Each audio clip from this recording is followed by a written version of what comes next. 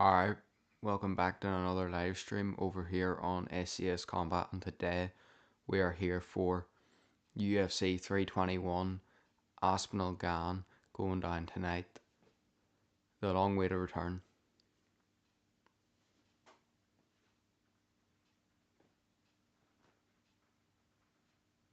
The long awaited return of Tom Aspinall after a year off or more. Just over a year off after his Curtis Blades fight. We're on the first fight of the main card right now. We got Alexander Rakic taking on Asmat Mirzakhanov. Butchering the names as usual over here. So we're 2 minutes in. We're in a clinch here, bit of a weird clinch. Some weird stuff going here. Rakic going for the leg lock. That's what it was, but Mirzakhanov gets out of it. I mean, Mirzakhanov undefeated on a knockout streak right now in the UFC. Extremely impressive fighter.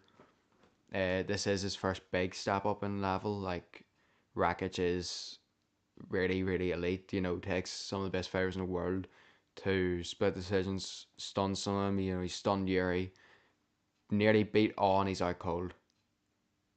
Never mind, forget about all that. Wow, Mirzakhanov knocks him out. I think it was a jab. Mirzakhanov knocks Alexander Rakic out. Wow, first round knockout.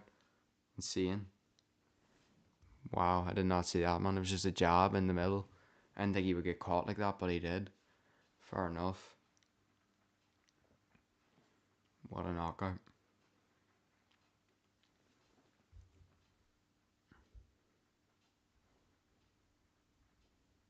So he gets it done, remains undefeated. Wow. Maybe we'll see it here on the replay. It was just a jab as Rakic went in and he caught him lovely. Perfect. On the chin and down he went. Just kind of curled up. Couldn't really do anything about it. It was heavy knockdown. What a jab. Perfect. Just straight through the target.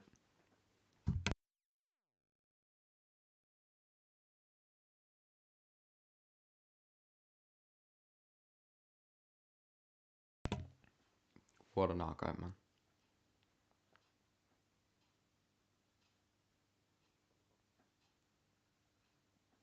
Insane. We got John Anik, DC, and Laura Sanko in the commentary booth tonight. Joe Rogan, as we know, doesn't travel outside of America anymore for these, but, whenever he's replaced, it's usually by someone good. Sanko in there tonight. Good commentator, DC, John Anik, the usual two. Elite.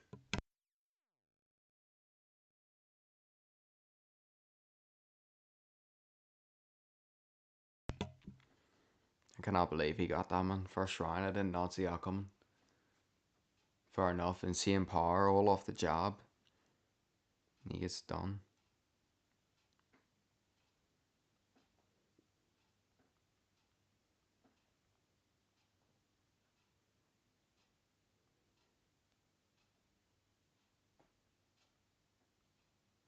We also have Joseph Parker taking on Fabio Wardley later tonight in boxing. Unfortunately, don't have the facilities to have both of them ran at the same time, but that's also a great fight. I mean, Joseph Parker, insane run, insane rejuvenation of his career. Fabio Wardley, knockout artist. We see Mirzakhanov here. Most knockouts since 2022 in the light heavyweight division. Tied with Alex Pereira and Carlos Solberg at 5, 16-0. He'd be number 7 ranked now after beating Rakic there. Very interesting to see where he goes next. I thought that Rakic would be able to catch him on the way in. I've seen him using blitzes, sometimes just unorthodox strikes, and Rakic is really good, but I mean, perfect job. Lands straight on the chin there, and can't really do anything about that. So, down and out, first round. Where's the count of?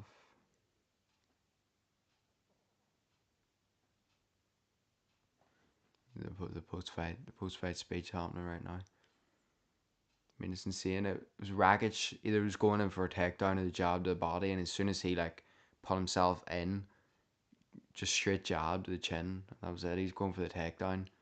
You could see how he wasn't even out cold, but he was just completely like gone out of it. Like he knew what to do. He knew to cover up, but you could see from the shot he was not recovering from that.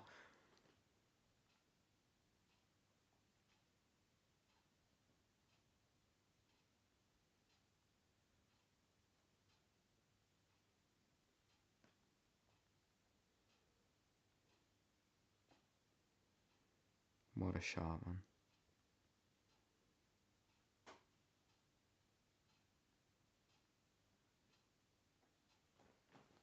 Get the tweet out for that one. And he's see Steve Harvey in the crowd. They never do cry cam. Steve Harvey, right? John Silva, yep. Diego Lopez, Peter Yan. Diego Lopez is in there, but you have to remind them. Peter Yan signing a boxing glove as soon as the camera comes on him. Fair enough.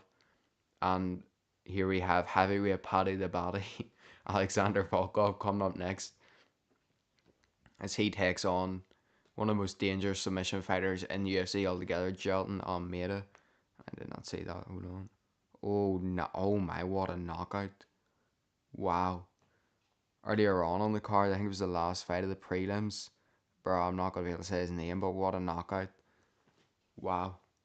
Head kick and just completely flatlined him. That's insane. Great card tonight. I mean, that was so clean.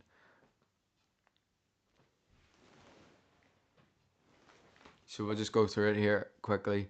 Obviously, we just have Alexander Rakic take on Azmat Mirzkanov, who knocked him out in round one with a jab. Next up, we have Alexander Volkov taking on Jelton Almeida. Umar Nurmagomedov then takes on Mario Batista in what could potentially be a number one contender fight at bantamweight. Then Verna Jandaroba takes on Mackenzie Dern for the vacant strawweight women's world title. And obviously the main event, the heavyweights, Tom Aspinall takes on Cyril Gane in the first defense of his undisputed heavyweight world championship in the UFC. Obviously, we all know defended the interim one against Curtis Blades last year, and he puts him out and he puts him down and out in a minute with a jab. So what a card, stacked tonight completely from top to bottom. Elite. What a card. Always good cards in the UAE and stuff like that. The first image, man. It's been a great card so far. We had the heavyweight goat Chris Barnett take on someone earlier on but he lost. Did not go well for him. Just funny. That fight, man. Anyone on Twitter knows exactly what happened in that fight. Shit was funny, man. And then you just see him hanging on for dear life, or he's getting dragged all over the place in the cage. He's hanging on, trying his best, but he never got it. See here at the heavyweight rankings, so Tom Aspinall has the potential to have beat number 4, 3, 2, and 1 ranked if he wins tonight. Leaves Charlton Almeida at number 5 really to get the win, to get the next title shot. If he doesn't, it'll be interesting to see what path Tom Aspinall goes in, but I know he wants to be active, so if Charlton Almeida wins this one next, I do think that he will be the next title challenger. You know, Aspinall, after being on for so long, will want to get back in there probably before that White House card where potentially something huge happens with him. So we'll see what happens here. But Volkov, Volkov realistically should be fighting for the title. Um, as we all know, Cyril Gane beat him, but it was very controversial. No one really agreed with it, and Dana said, "We'll reward you," and in return for his reward was like a number one contender fight technically. But Aspinall already took him down, submitted him, so it's kind of difficult. Drago, good nickname, but it's difficult to see what way the rest of this heavyweight division takes on. Fair like Tom Aspinall, he's pretty much beat all of them. It's going to be like 20 from 2020, 2019, 2021 Usman. He's just going to be three-peating everyone.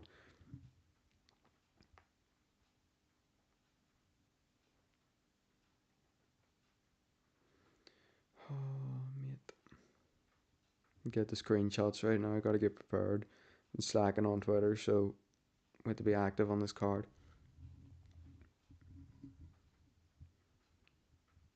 You ever just check out like ESPN's Some a lot of the fighters have their like I know their UFC mugshot photos like, but sometimes ESPN just has the complete wrong fighters attached to these things like.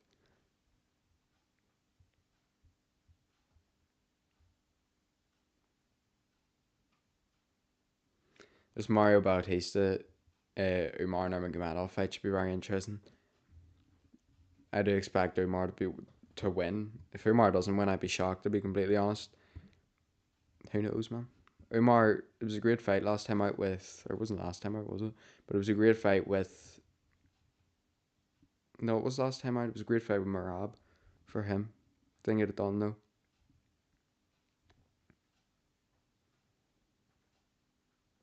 Okay. You see, their number one versus number five, John Doroba versus Dern.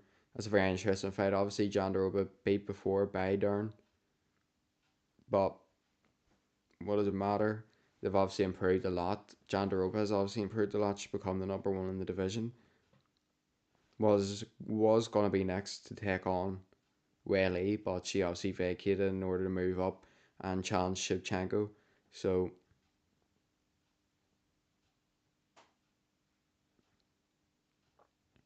very interesting here.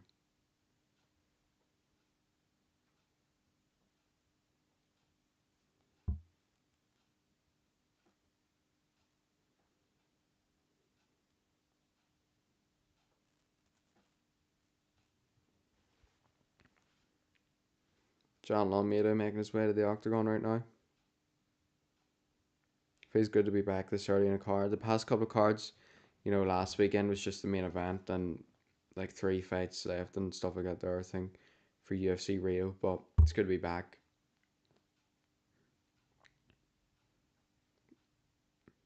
Mackenzie Dern. 15-5. I mean, I'll be completely honest, and she said it herself, she wasn't ready to fight uh, Whaley if she was still champion. So, and I'll be completely honest, all I want is a stock photo. So, I just need the UFC photo. trying to get a photo, everything is just different. Just want the mugshot, like. It's not the same with Aspinall there near enough. Fighter gets like a big name or a big Instagram following and their UFC picture just disappears from time.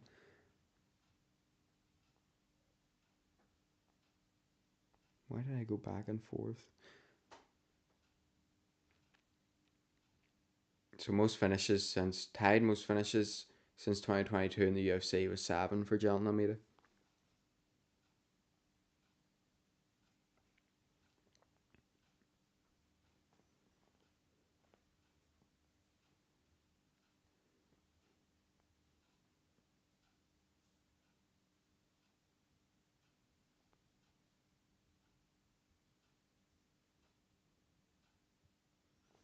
Go finally get a usable photo of Mackenzie Dern.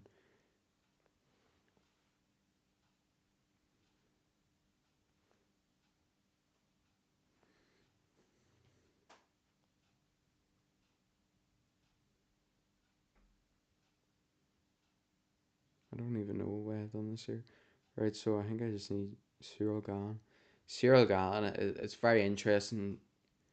He had that loss to John Jones. He beats, I think it was Sergey Spivak, and then ends up back here in this position again, challenging for the title after what many people consider a loss to Volkov, but he did get the win. So yeah, it's interesting. There is a route to victory for him tonight, but obviously the route to victory lies in him answering the unknown answers or finding the answers to the questions that no one knows, even like if they're going to be problems. So I obviously picked Tom Aspinall. You can see that in my prediction video. It's tough to pick against him at this rate. You know what I mean?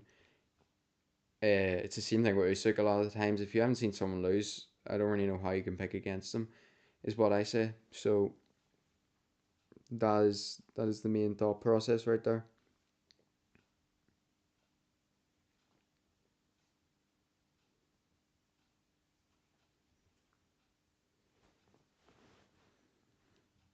6'7" for Alexander Volkov. going into this one. I don't see, to be honest, I don't know what these odds mean. Sometimes, like these props to watch odds, I don't know what they mean. I know what plus and minus means. In like Volkov, if he's like plus 200 and Almeida's like minus 300, then I know what that is. But I don't know if they're the same there or not.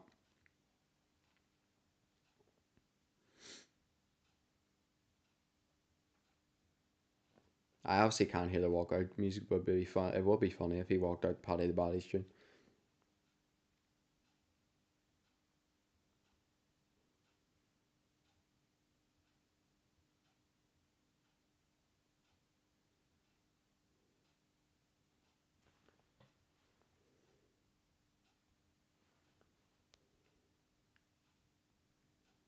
Killer Tape, 37 versus 34, 6 foot 7 versus 6 foot 3, 261 and a half to versus 237, and a 1 inch reach advantage for Volkov.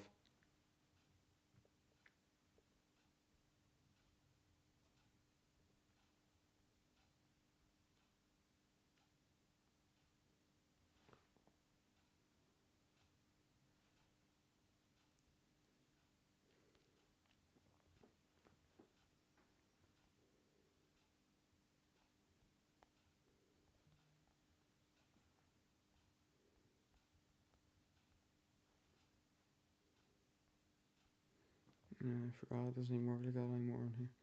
Right, so I gotta get the round timer going here. Very interesting fight. This one coming up. Pretty much the number one contender fight at heavyweight as well, which is kind of shocking, but oh well.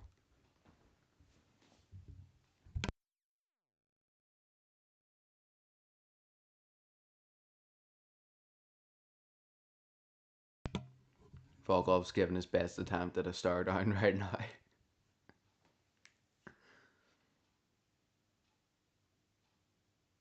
I mean, Volkov's been pretty good over the years. He's a full-on veteran now. I mean, 38-11. This is his 50th fight in MMA, which is insane.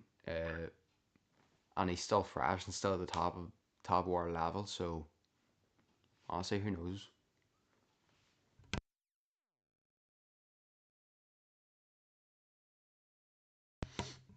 But it has obviously just been at heavyweight the past couple of years, where it's like some decent fighters and some just insane fighters.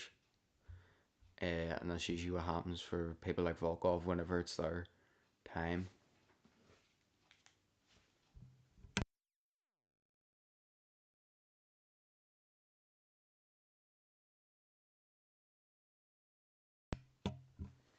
Alright, so straight away in round one, Almeida gets the takedown.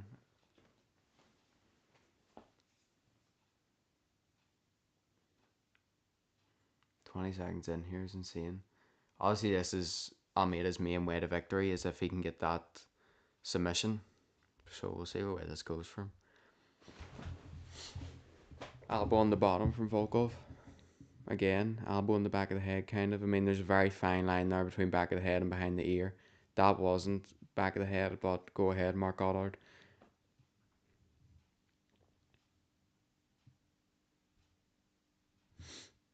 Sorry, knowing some of these referees, you can probably elbow him in the back of the head anyways, made of a ground.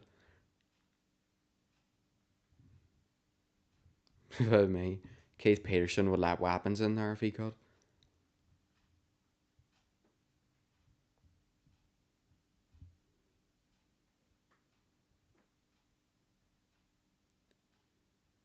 So, just a few grappling exchanges happening right now on the ground. Not much to call, I suppose. I did pick Volkov for this one. Whether that was a great decision or not, I don't know. But he's trying his best right now. So we'll see what happens with him. 3.5 minutes left to go here in the first round. John Almeida trying to find that arm triangle at the moment. I mean, Almeida was, in my opinion, the fighter who was. I swear, I swear Volkov just tapped. I don't even know. But Jalen Almeida was the fighter who was kind of disliked at heavyweight but was turned through everyone. Then he fights Curtis Blades and gets knocked out. Gets a win back and finds himself here again tonight. Number one contender fight. He's got top control, 2.5 minutes left to go. Volkov's trying to fight stuff, but Almeida's kind of in half guard trying to shoot for that arm triangle, so it's difficult for him to do much. You'd think maybe use his legs or something. I don't know.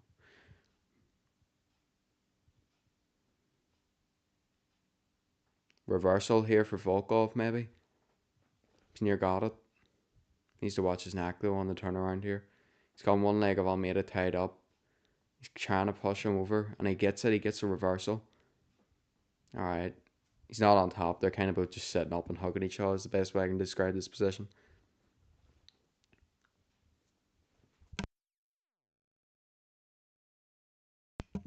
Volkov has through about 50 elbows to the back of the head tonight. gotta stop that one, mate. We got robbed by Gane and thought never again. He's just gonna illegally annihilate everyone else. Elbows again from Volkov, and these are obviously what stopped or what got Jalin Almeida knocked out against Curtis Blades. He shot him for the single leg and got hit with some heavy elbows in the side of the leg. You see that happen sometimes up against the cage. Ground and pound from Volkov. Very interesting. I know for a fact that it doesn't take many of these from Volkov. Almeida just trying to hold on to a single leg here and kind of work his way around. Volkov needs to watch he doesn't get reversed himself.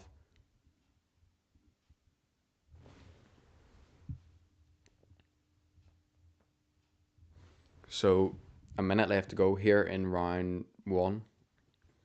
Going well so far. I mean, it's pretty even, so someone lands something big or has a big moment, it will steal them the round. Another ground and pound from Volkov. He's kind of stuck in an awkward position here, so he is though. And he gets mount. And he's landing some huge shots as well. It's interesting. It's got wrist control here. 30 seconds to go. Can he seal it? Can he seal a win even maybe? If he land, I mean, elbows are dangerous. If he lands something big enough, he'll get it, but we'll see. What is Goddard doing, man?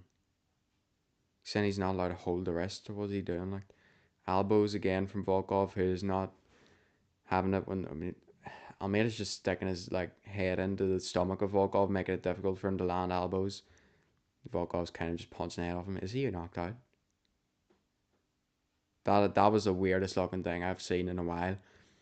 So Volkov was just hitting Almeida with tappy shots, and his head was just bouncing all over the place, but he was completely fine.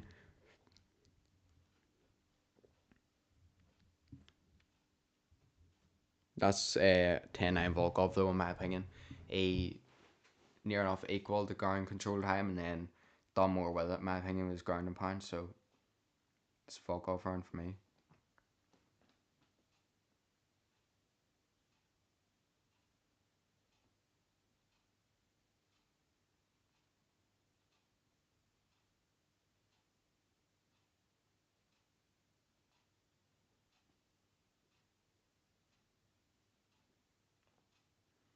No Volkov. We'll see how this goes.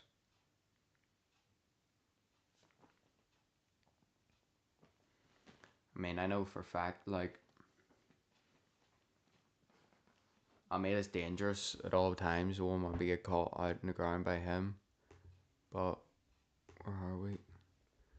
We go again here. Round two underway.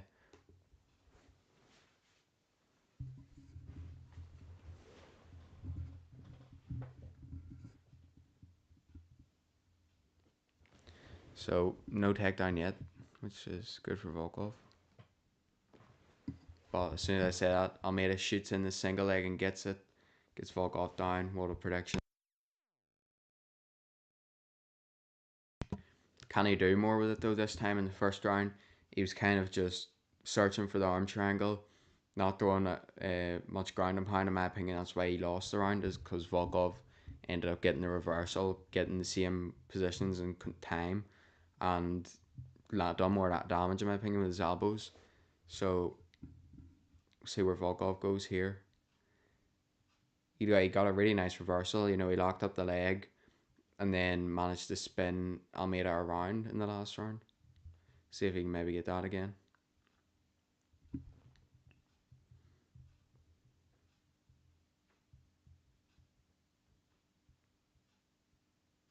See someone there say Almeida needs urgency when he's grappling, which is true. Could happen. Could maybe it's his flow. Maybe he's just better searching for the submission.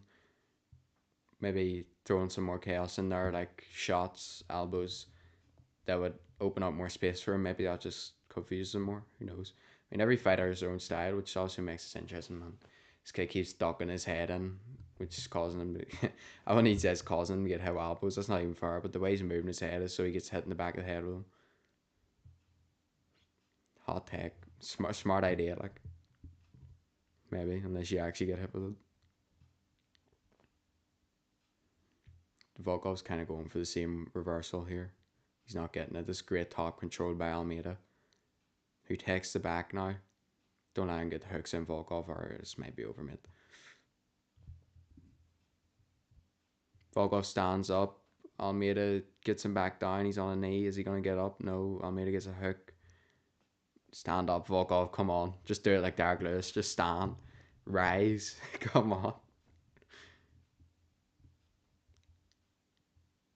He's just chilling on a knee right now. Almeida's got a hook in. Searching for that choke. Got the arm on the neck, but the other hand is firmly tied up by Volkov, who is back down on all fours. Not a good position for him right now, but Almeida is off to the side. He's still got that hook in. And Volkov turns around and Almeida's back in half guard. Nice. Nice from Volkov there to get Almeida off his back. Obviously, high danger threat there.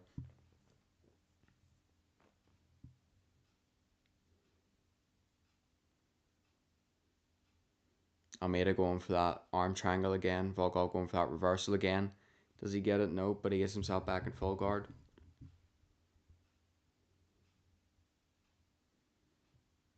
Obviously, he's trying to land shots here. I mean, but this is the same position again for Almeida, and I'm being completely honest here. He's found himself again in this round where there's a minute and a half left, and the referee's just stood them up. So if Volkov goes here and does something on the feet, Almeida loses the round. He shoots in for a takedown immediately again, gets Volkov, doesn't expect it. Like, unreal. Like, you get stood up for not doing anything on your ground control, and then you go for the takedown immediately again. Do something this time, please. I mean, Volkov tried to throw a knee, and Almeida blast double legged him. Like,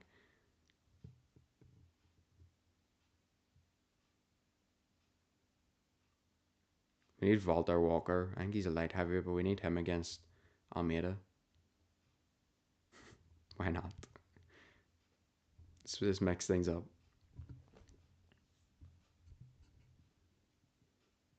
Volkov trying to attack the Kimura here, off his back. Probably won't get it. I mean, Almeida is insane at grappling. It's close though.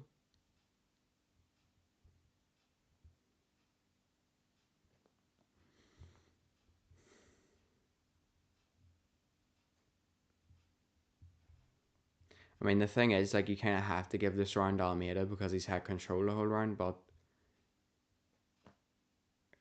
Volkov could near enough. If Volkov threw enough elbows on his back or strikes from the bottom, he could win this round.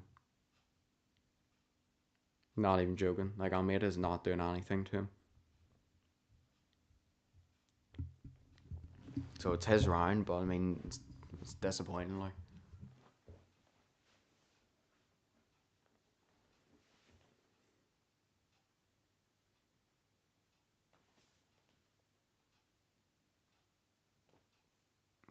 oh.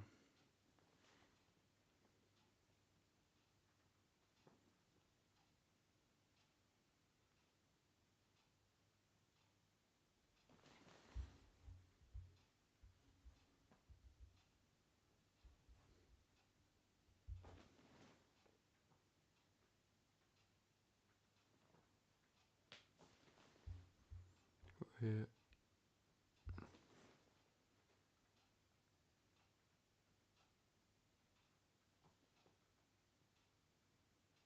Why is it doing that, man? What is it doing?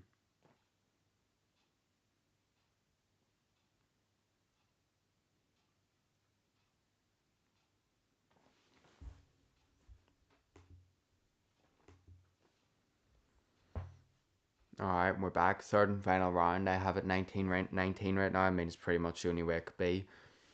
And third round's underway.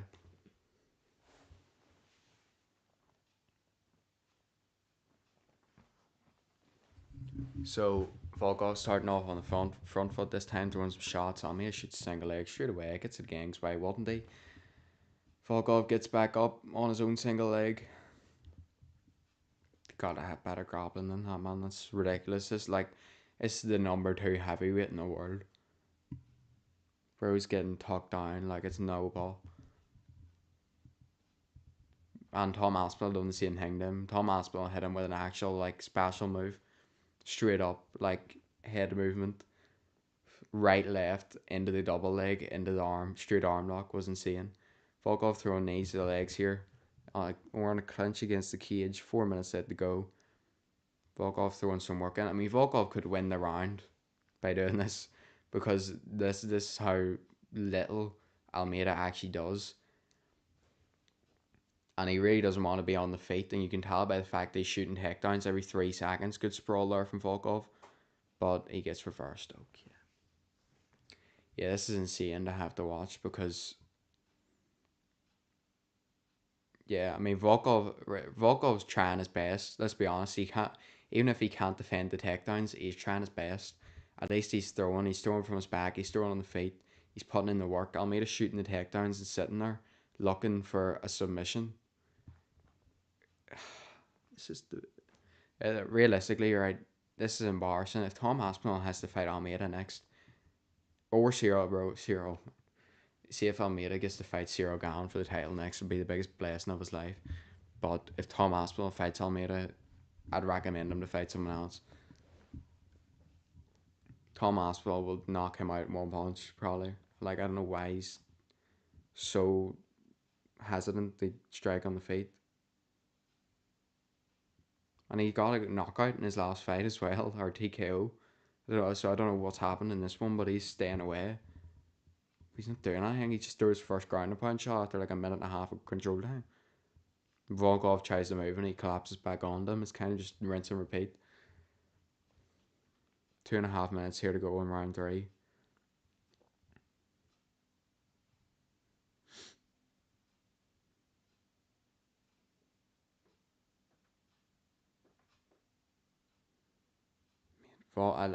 I can't even put it any other way than Volkov is trying his best. He's going for a triangle here, but he doesn't get it. And like,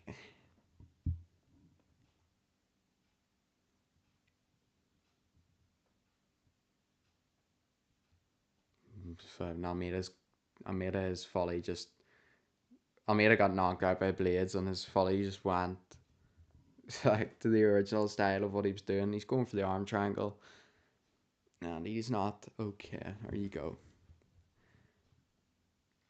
This is crazy. Like, see if I was a judge and I was looking at this, by the way, I would literally be going, Volkov's win the round. Almeida has done nothing apart from control. Like, it's so annoying. Just stand. Please just stand. Like, Volkov tries to get up, gives his back. Almeida jumps on it, and now we're going to sit here for the next minute, 20 seconds. Because he's going to lock in a hook and roll him over as soon as he tries to get up, man. Now he's got 2 hooks in. Yeah, God bless. We're like, I don't think we're getting up here. Like, Volkov has landed. Right, put it this way, Almeida has been on top the whole round. Volkov has landed 48-12. Volkov's outlanded him. This is ridiculous. Please stand and hit him with some shit.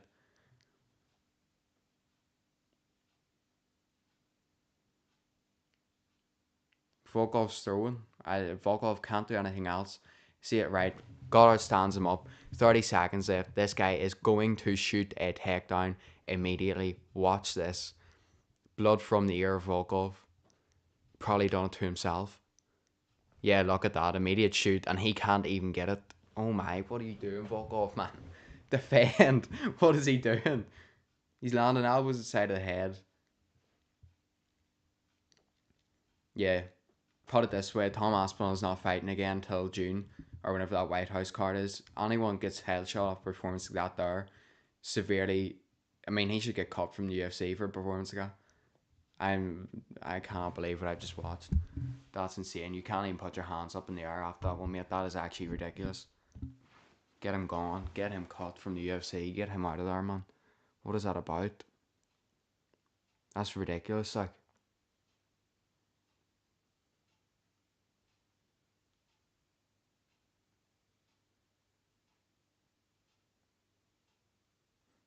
Volkov can't defend a takedown.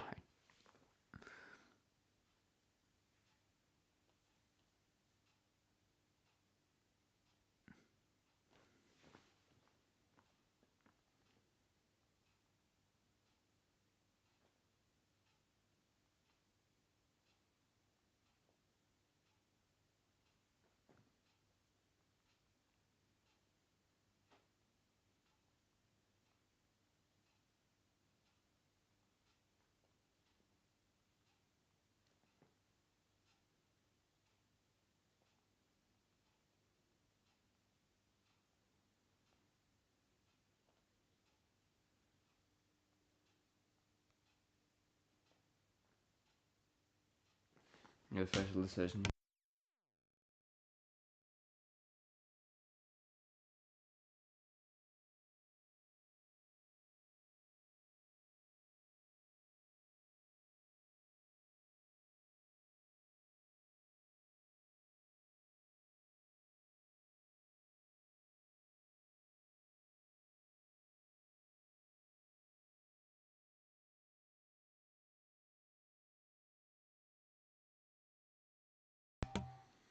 Alexander Volkov defeats Jalton Almeida via split decision. Unbelievable. Yes. Great judging. Great judging. Look, realistically, should he have won off control time? Yes, maybe. But no one that fights like that deserves to win, so great judging. I'll be back in a second. I have to put the tweet out and listen to this interview.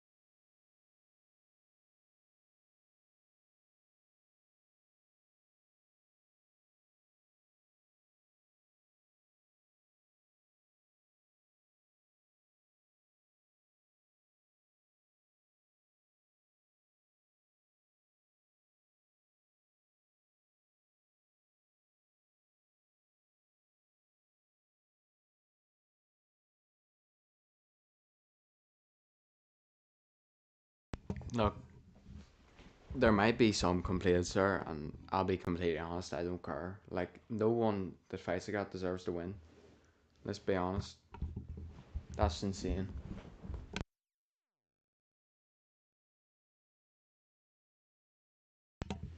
Bro got stood up twice, immediately shoots the takedowns and again. And like the reason that not a lot of this isn't directed at Volkov is because at least he tried to throw off his back. Like he knew he couldn't defend the takedowns. He threw off his back, so at least he tried. At least he put some effort in. You can't reward people that fight like Almeida just did in the UFC. Unfortunately, um, you know, this isn't even just me talking down on wrestlers. I don't mind wrestlers if they work towards their goal. You know, that can produce some of the best performances. And you look at a performance like Renato Marcano against Benoit Saint Denis. a lot of them guys are really good, entertaining wrestlers. Whenever they get someone in their position, like Khabib did, ruthless ground and pound and submissions. But that is the complete opposite. That was just takedowns to lie there and wait, and that's what happens, thankfully.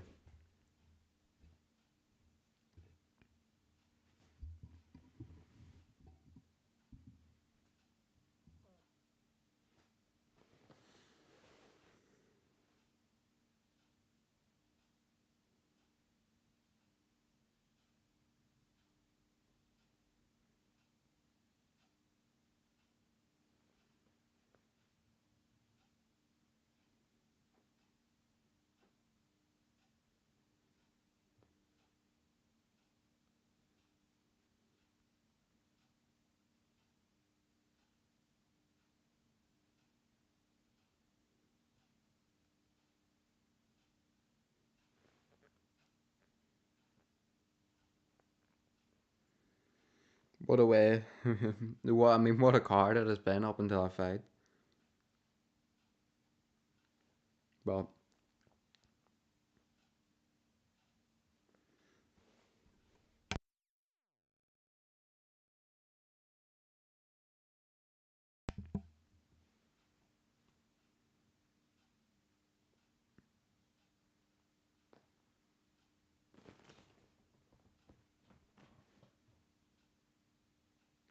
well, I got my pick right. 1-1 on the main card now. I did pick Rakic. That knockout earlier on was actually insane. That head kick.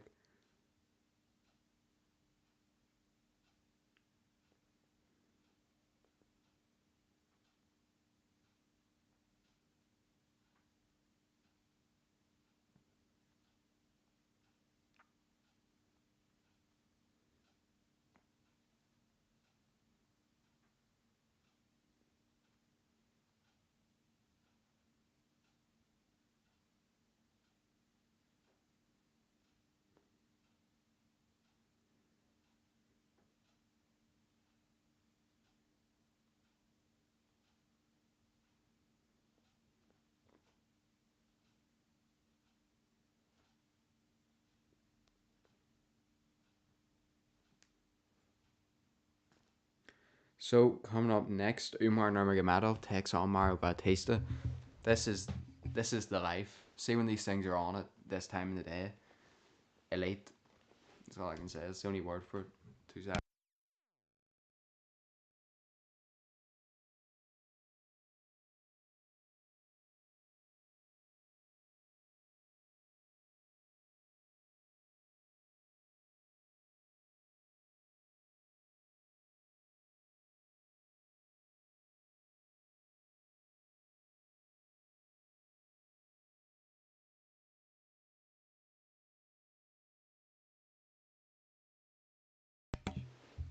So I have Umar Nurmagomedov in this next one. Mario Bautista, obviously, like I mean, he went from a fighter no one really cared about, or not that they didn't care about him, but he was just there. Then he fought Aldo, and the whole perspective on him changed. He became probably the most hated fighter in the sport at the time. So, look, interesting. This is his big chance. Obviously, he got the win over Aldo either way. He got the win over AJ McKee. Or no, no, was it AJ McKee? No, it wasn't AJ McKee. Sorry, it was get these Bellator fighters mixed up, man. Patchy Mix. There we go. Uh, Patchy Mix was frozen the moment that night, and this is his big chance now. I mean, this if the someone wins this in good fashion, the title shot is arguably theirs next. Oh, yeah, yeah. Rab's already fighting Peter Gunn. So Mario Batista makes his way to the wing, the octagon, not the ring, over the wing.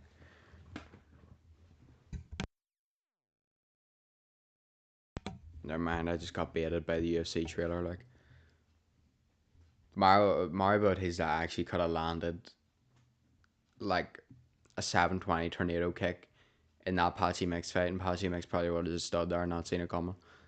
So I can't really comment on that win. I do feel like Patchy Mix froze in a moment, and Bautista just able to hit him with anything he felt like.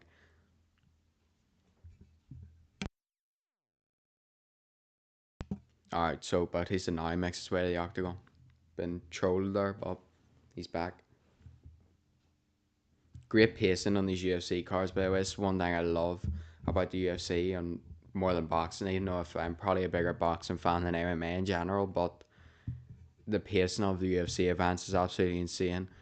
You know, you seen with the Canelo Crawford card, and what was it? That was a week or two ago.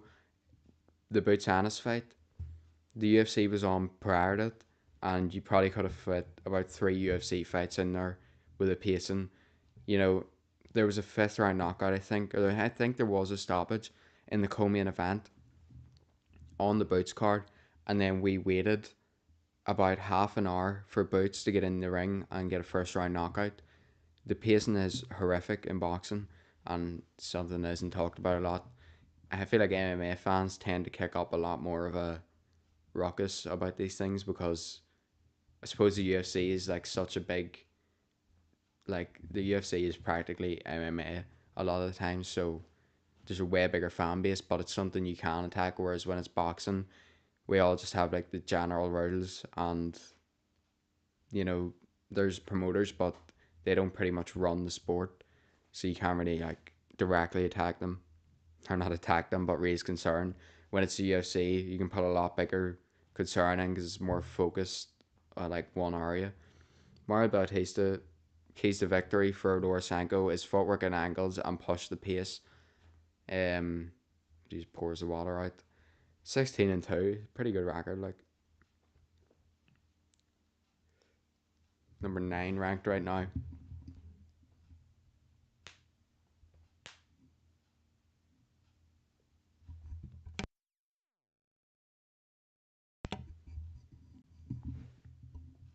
And here comes Umar Nurmagomedov making his way to the octagon. Got the wig on. I don't actually know if there's a meaning to that or not. That'd be interesting to find out. Maybe I missed something, but we'll see. He'll obviously be a big favourite here tonight. Obviously where the bouts are. So coming straight out of Dagestan, Russia, we all know, we've all heard of her. 1 out of 4 active Russian UFC bantamweights. It's an interesting stat. Number 2 ranked in the division. Obviously coming off that Marab fight, close 3-2 decision, but it was clear Marab, and Marab was pretty much just joking with him at the end of it. I mean, the fact that Marab had a fighter like Umar in there who's been wrestling his whole life, just trying everything he could to drag him to the ground, and Marab just like taunting to the crowd, actually ridiculous. So Javier Mendez Khabib in the corner. Any Islam in there? Nope, Usman instead. Yep, the former PFL lightweight world champion. Because real ones know who the real champion is. Shout out Paul Hughes. I'll never get over it. They robbed him again. I wouldn't have said that was a robbery if it was like 3-2 or Umar unanimous. Obviously, one of them was, but like 50, 45, come on, 49, 46. You have to be joking. But that is also a new potential signing for the UFC. Who knows? I know Paul Hughes is, I mean, both of them realistically, Usman and Paul Hughes. That'll be ridiculous and great additions to the lightweight division for sure.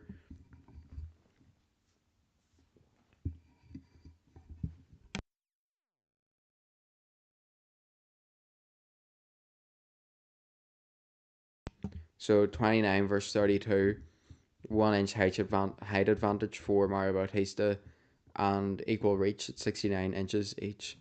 So see what happens here. I do have Umar. I mean, that is, in my opinion, the thing here is that Umar is just a different level than Batista. But we'll see. Who knows? Anything could happen in these fights, and that's the interesting thing. We now know that Umar will have to po- pose a threat on the ground instead of just holding him. And Bautista will have to do the same because obviously he's known for that. It's interesting. So plus 455 underdog for Mario Bautista. Underdog as well, in my opinion. We're getting the ring introductions underway here, so let me know your picks for this one in the chat. Get the chat going. Let's go. On the other hand, Umar Nurmagomedov, 18-1, 5-8, fighting out of Russia, Dagestan, Russia. He's a minus 625 favorite in there. That's crazy. One is a favorite in all his UFC fights. Let's go.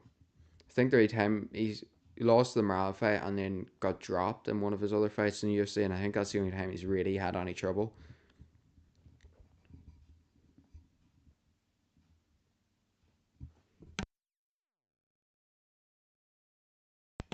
Jason Herzog in there the night, referee, had a mad moment at the UFC last weekend. Bruce Buffer still going. The GOAT. Bruce and Michael Buffer. Insane. Round one underway. My bad. I forgot about the round timer. Round one underway though. And takedown straight away for Umar Nurmagomedov. Mario Batista said he does here. Umar's in the back trying to get his hooks in. He's got one in. So obviously he's to control the leg and take him back down. Which he does. Up against the cage. Does Batista get up? He does. Umar still got the hands locked though, and pretty tight by the looks of it. I mean, that's one thing you always hear from him. I mean, he just slams him down. That's insane. Big slam for Umar Nurmagomedov. Umar, but he's going for a straight leg lock though. Oh my, might get it. No way. Yeah. Oh my, got it. Wait, it's in. Is it? No. I'm seeing things. There's so much happening. They're scrambling everywhere. I can't even make it. He's got him in a toe hold. He's actually got him in a toe hold. I think he's out of it now, yeah. That was insane. Fair play, Mario Bautista.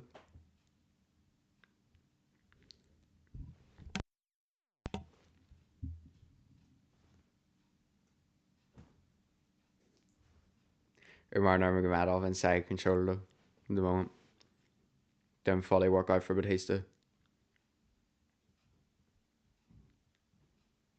So I think he's going to try and get the arm triangle here, throwing in some ground and pound strikes. See, literally, if Jalna had done this, he would have won the fight. That's the thing. Why did you not? It's so concerning, especially at heavyweights, man. That's the top level heavyweight. People like Mark Kerr would have actually we all seen. I mean, he's the most relevant from the movie and stuff right now. A fighter like him from back in the day would have punched the head off Volkov in there tonight and Almeida, but he's just trying to scramble again to get up this fight. He's gonna give up his neck. I mean, yeah, that's what I was going to say before Umar got the slam.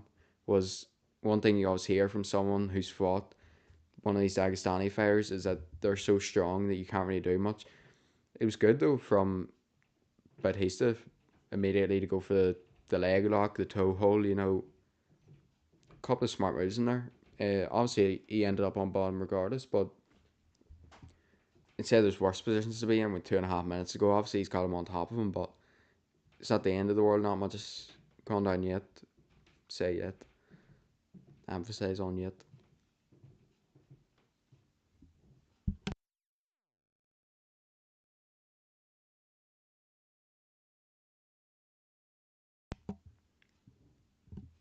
So, but he's just trying to work. Umar in half guard right now. Now he's in.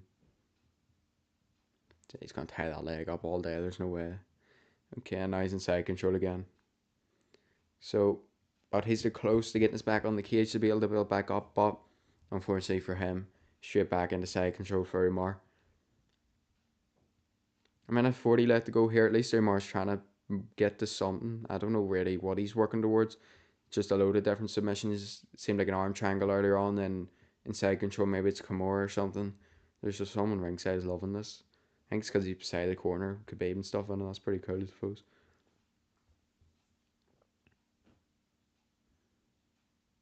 So Batista's got two hooks in, or not Batista. Nurmagomedov has two hooks in right now on the back. He's going for that body triangle. Try and lock up the rear naked choke here. My Batista, he might get it. There's a minute left to go, so very dangerous position now for Batista.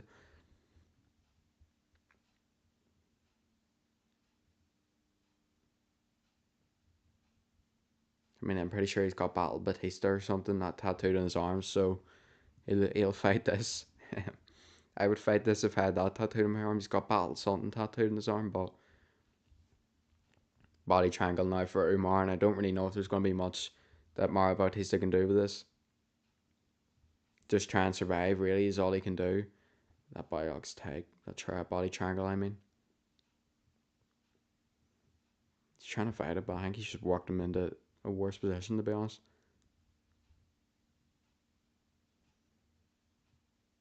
See if John Almeida fought like Umar did in this fight, he probably could have got a submission, and at least would have won. Yeah, 4 minutes ground control time for Umar here. So, as long as he fights these last 10 seconds, he definitely loses the fight right now. But at least he didn't get finished. You know, he survived with Umar on his back, made it through the round. So, fair enough, you gotta respect it. But that is down 10-9 Umar. So, round one, 10-9 Umar.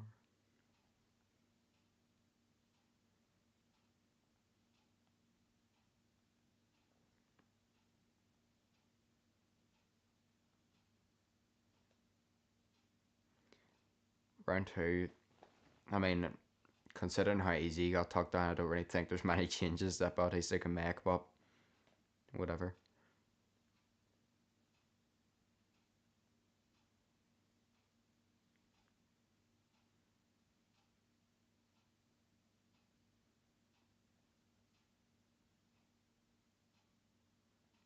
Shout out Brad Rhea. Like my tweet there. Great boxer. Right, so here we go. Fire's ready. Try to time this timer perfectly. Fight round underway. I take pride in getting this right. Fight underway. Round two. Low kick for Bautista, or kick that went low. Considering Umar is Usman's brother, he knows there's a thing or two about them. I didn't even know that until. Oh! Huge knee for Bautista, and Umar is badly hurt. Flush knee lands. Oh man, he shoots it again. Don't get tucked down. He's gonna fight for everything he's got. Why is Bautista not throwing? He just cracked him with a huge knee. What is he doing? Should have rushed him. I know he probably would have tucked down, but you have to have these guys when they're hurt. Huge knee from Bautista drops Umar Nurmagomedov. What a shot. Kind of feints a shot to the head. Umar shoots a knee timed perfectly. Now he lands a good shot. Oh my, what a takedown. Yeah, just takedown for Umar. Forget about that there. Forget about all the momentum. Yeah, he's controlling this for the rest of his life. After getting hit with what a knee.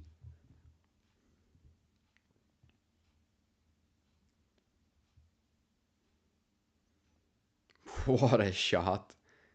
Fair play to Umar. He just tanked that as well. Got knocked down, but I mean nothing after it.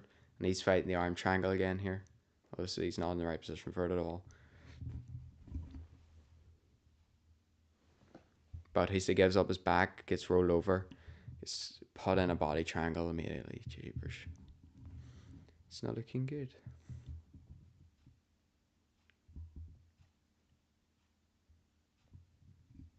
He just had the greatest moment of his life, and now he's stuck here again. Trying to work it out right, roll over, put more pressure on that ankle or that knee, try and split that triangle, but yeah, he just reverses it. Some of these Dagestanis are just a bit too good at wrestling, It's just a bit unfair. And maybe someone will catch up like Marab has, but and that's something I said previously, I suppose. You seen it the first time with American wrestling was such a big thing. So this guy's a wrestler, he's a NCAA champion, stuff like that there. Nowadays it doesn't really matter as much, and you see most notably Bo Nickel is the most recent fighter of that kind of, what's the word for it, reversal for Batista. Perfectly used there. You kind of see how Paul Hughes done against Usman, and he misses a right hand. Of course he does. Yeah, there's no point throwing that. I'm gonna be where he actually had Umar shook, and then he just forgot about that. I don't know what that was. Why did Mario Batista shoots a takedown? What is this? Maybe Drakus' coach is in his corner. Okay, and he throws a lazy. That is the stupidest thing I've seen. Mario Batista is displaying insane fight IQ here. Like, bro threw a lazy tape kick to the body. This kid is hunting for takedowns. What do you think was going to happen there, man?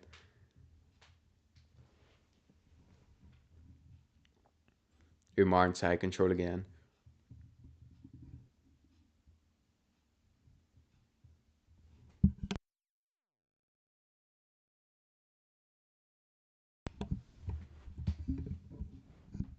Umar trying to fight that flat arm triangle. It's so weird. So I mean, sometimes these like exchanges on the ground are so like close in that it's hard to actually see what is happening. But he's still going here on bottom though, trying to work his way back up. But he's in the center of the octagon, so I don't really know if there's much hope for him, to be honest.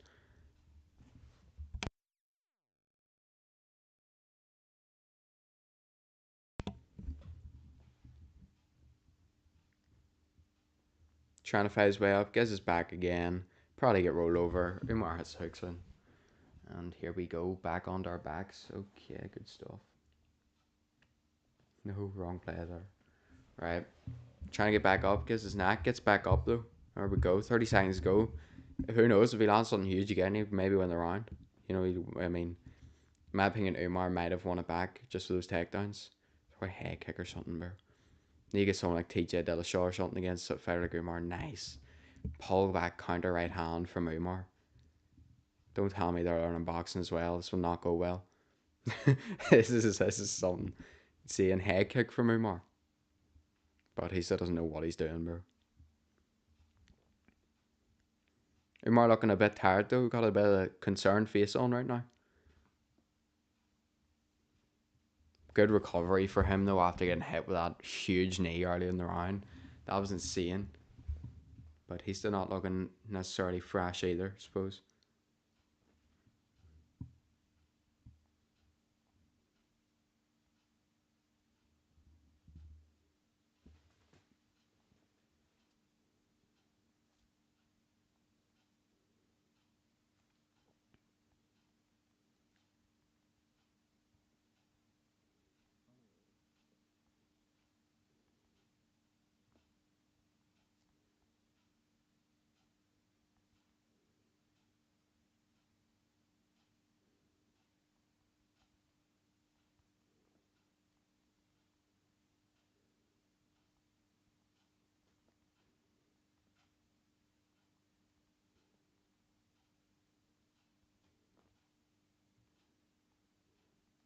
Just wasn't enough urgency there from Batista whenever he drops him.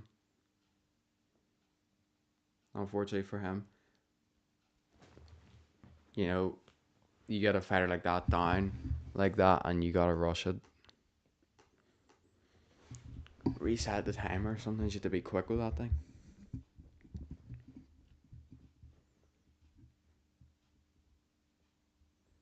Umar's got some wild kicks though. He's a great fighter, but if it wasn't for Marab, he'd probably be champion right now as well. So shows the levels of Marab.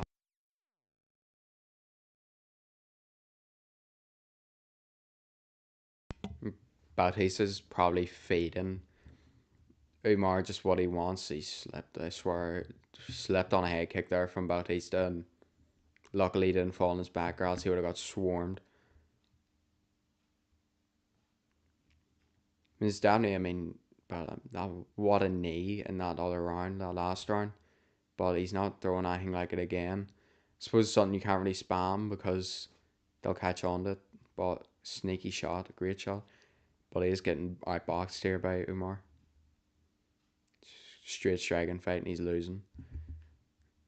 It doesn't help him because he's already going to win the grappling either. He did shoot a takedown that last round.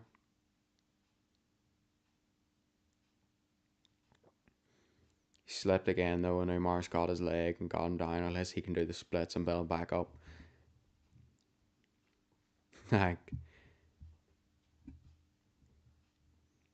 some people giving that last round to Bautista, and I can't argue that. As I said that in my tweet as well, go check it out. SCS Combat on Twitter. You know, he could get that round because of that knee. You know, maybe Judge thought that was the big moment, the big damage moment. But Umar did recover well and used good wrestling in that round. So good striking at the end as well, counter right hands and stuff. Umar working the takedown here up against Cage. 2 or 3 minutes left to go in round three, final round. It's been a great fight though. High level. I mean, compared to what we just went through with Volkov and Almeida, this is like night and day. Great flipping reversal there from Bautista. He gets up, but Umar's all over. These Dagestanis need to calm down. There's other elements to life than wrestling, please. Umar to prefer has actually got good boxing here.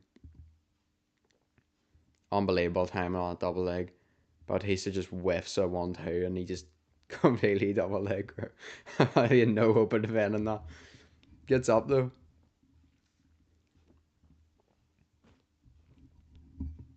Wonder is that the same wig that they all wore? Probably not, like, but that's so there's questions to be asked. Like, imagine it was. That'd be crazy.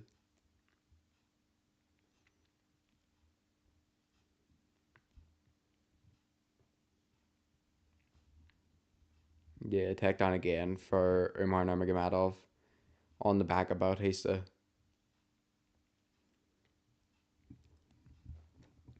I mean, it's great wrestling and striking from him so far, but again, I don't really think he beats Murat by doing this.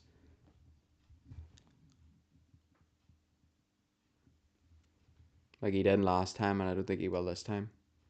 He's locking something up here, trying to get mount, but he gives up his back again. But he's still got like maybe he can still steal this round though. Who knows? He's trying to reverse, man, but he's not getting it.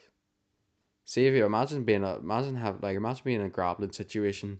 As soon as you get anywhere where this guy's spinning circles around you and just getting to the next position, like leave him alone, man. Leave him alone. Flip me. Bautista gets up. He's straight back down. He's up again now on the cage, but I'm sure he's probably gonna get tucked down again. No, he gets out of there, does he? Umar's okay, bro. Calm down. He's just chasing takedowns, like.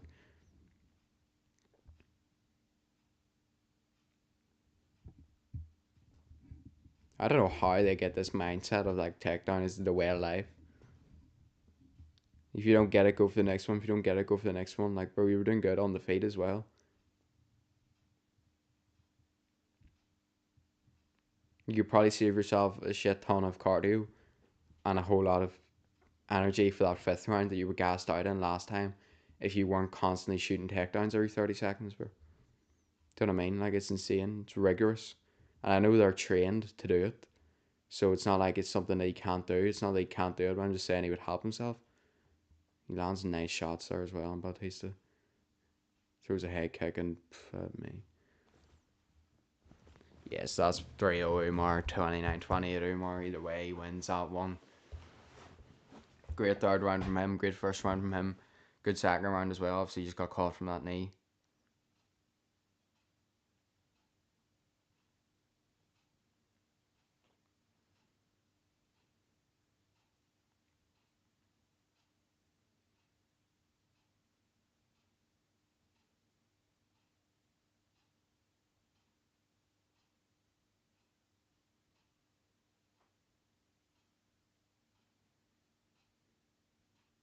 So I have that 30-27 for Umar, but either way, it could be 29-20 at 4.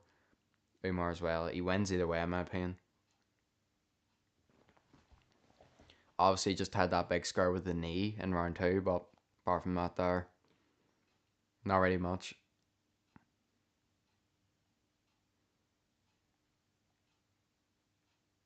I don't know how he ate that knee. That was perfect on the perfect spot. All right, official decision coming up.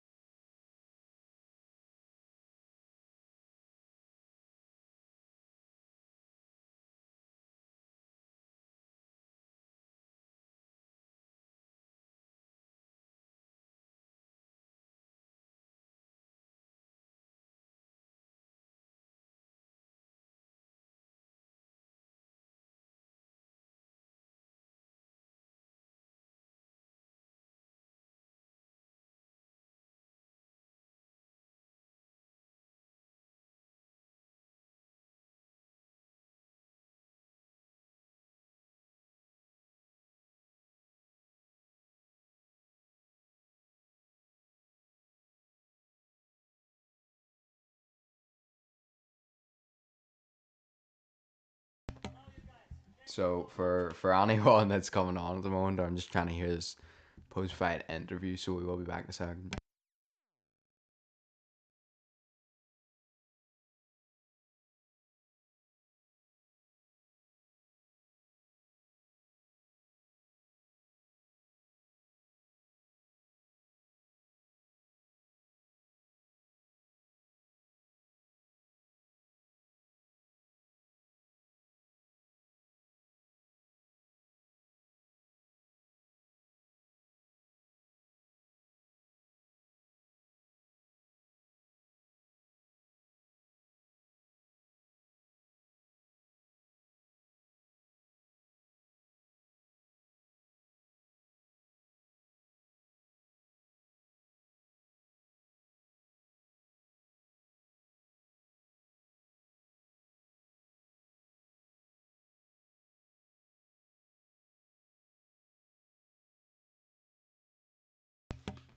All right, so Umar Nurmagomedov promises to become champion there, promises to be 100 times better, as he says, in his next fight.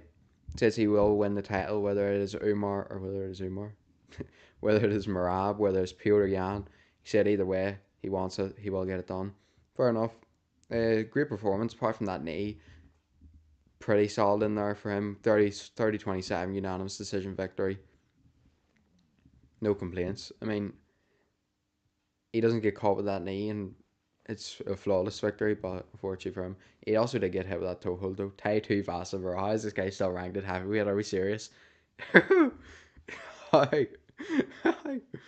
Kamaru's been there as well. It's tough. Arguably the welterweight goat. Alright, and up next, Vernon Jandaroba takes on Mackenzie Dern. Vacant strawweight women's UFC world title. Coming up next, what a fight that could be. Great potential for a great grappling match here, to be honest.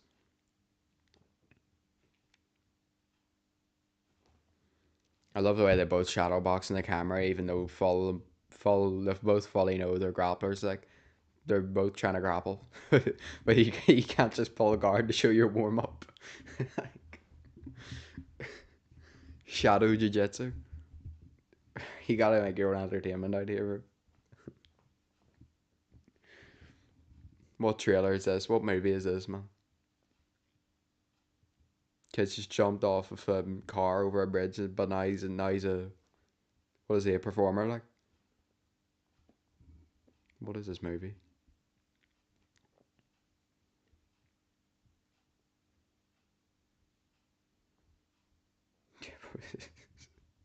Shit's going off. They're running, man. Fair enough.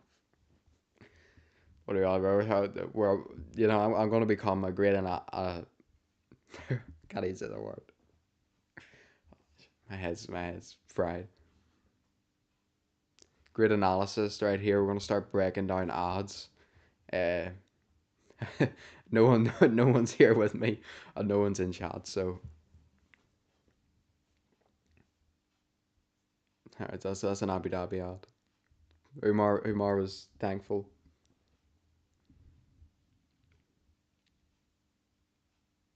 It is interesting, but in my opinion, like he was really tired after that last round. Like he was doing his post fight interview and he's breathing heavy. Cardio needs to be way better than that there, and he should know that from last time for a rematch with Marab or I suppose fight with Petr Yan. Seen an ad there for Matt Serra. Sorry, apologies to the other person, but I did miss your name. Their podcast.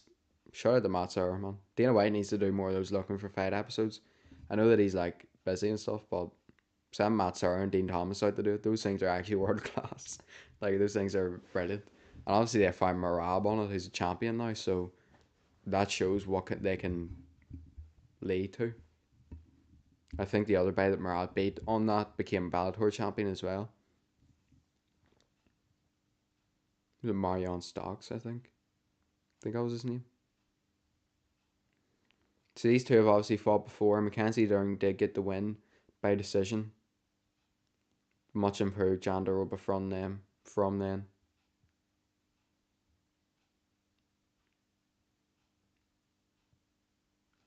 Great jiu-jitsu, obviously, both these fighters.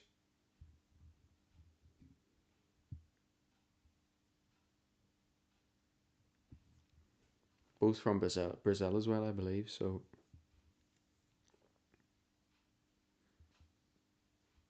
I mean, I'm gonna be completely honest. Incredible luck for Mackenzie Dern that Welly went up, kind of left her as the chosen one for the opposite there for the we call it the B side of the title fight because Jandaroba was up next. Great takedown there. We got the motivational trailer playing right now.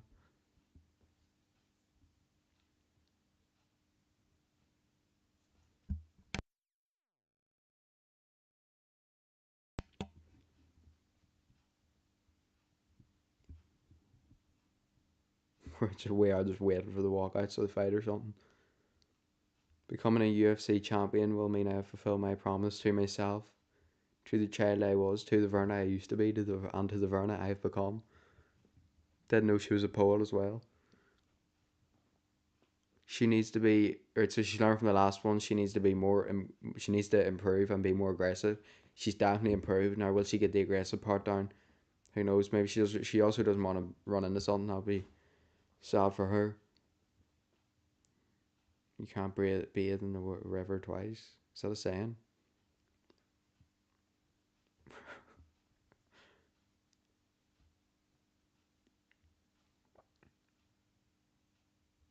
So I must improve. Uh, Berna Jandaroba. Great jiu-jitsu, honestly. Very impressive. Obviously, Mackenzie Dern has that as well. So see how this goes. Could be like an Aljo Mobzar fight.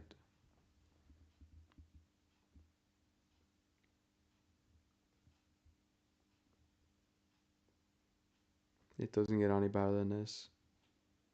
See, obviously, I had this on mute, so I'm reading the subtitles and can't hear the. I mean, it could be a great. There could be a great song with this, but I don't know.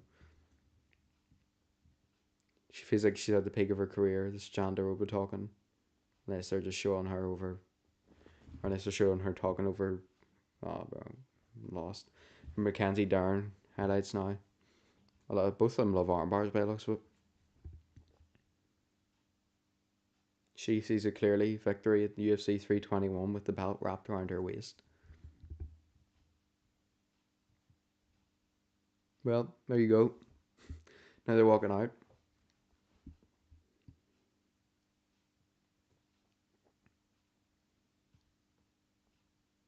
All purple in the arena for Mackenzie Dern, surely.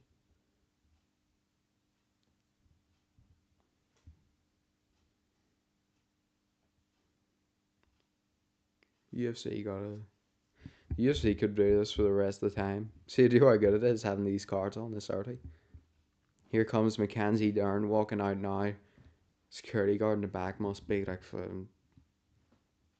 Volkov in disguise. Looking to become third American born UFC strawweight champion. So she is American born now. She represents Brazil though. Here she comes.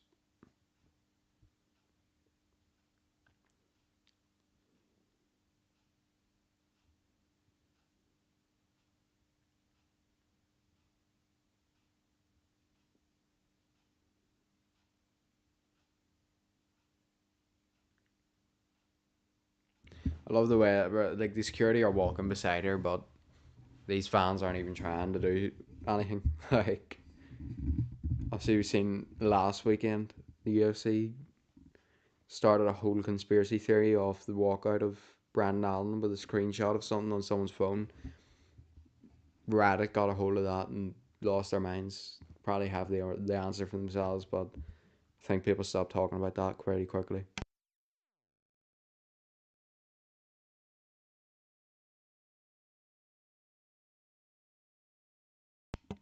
So,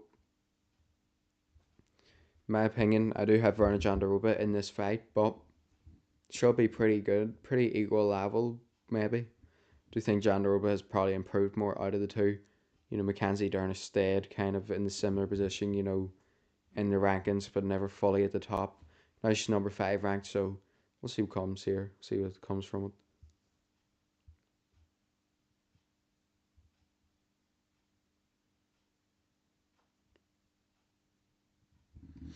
Two-time BJJ World Champion, second most performance awards in UFC strawweight history, most submissions in UFC strawweight history with five. Great fighter.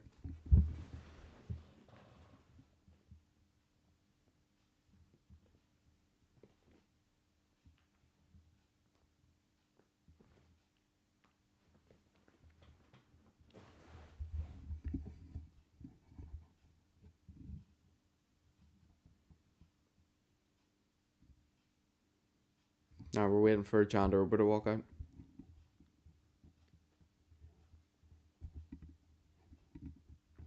The pacing of these fights, love it. You know, obviously we have the back and forth between two great promoters in Eddie Hearn and Dana White right now in boxing, even though Eddie Hearn is obviously way bigger in boxing than one. Dana White has managed to pretty much own MMA, which obviously no one's been able to do in boxing. Eddie Hearn's probably the closest to it though. Shout out Frank Warren as well.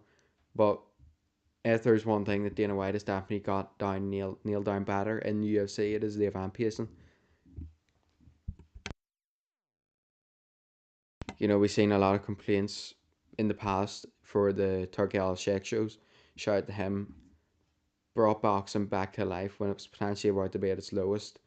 Um, but I do remember at the start whenever he was like he had Oasis perform and stuff.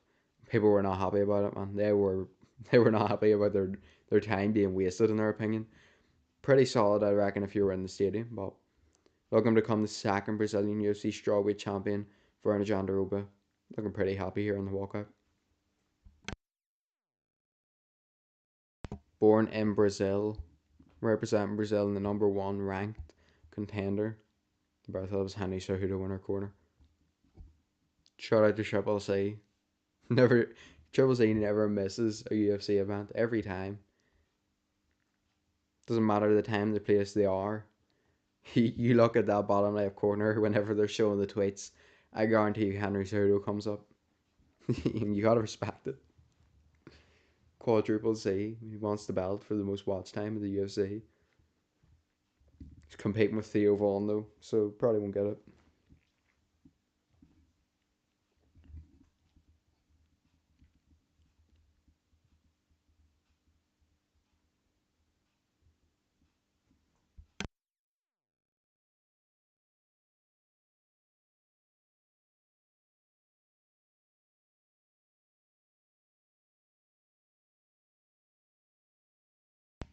See cameraman Usman here at ringside.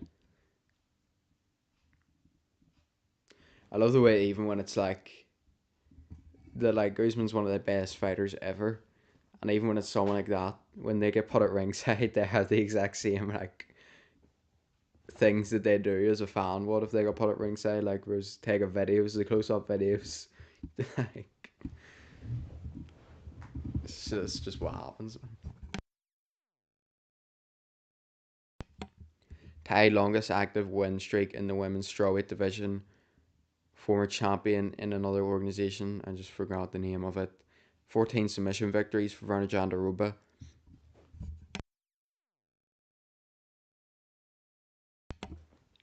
So props to watch is obviously both of them by submission. Imagine they both like. Is there any possible way that they could both submit each other at the same time, like double leg locks or something? Like, it'd be insane. Who tapped first for you to get the slow mo replay on that?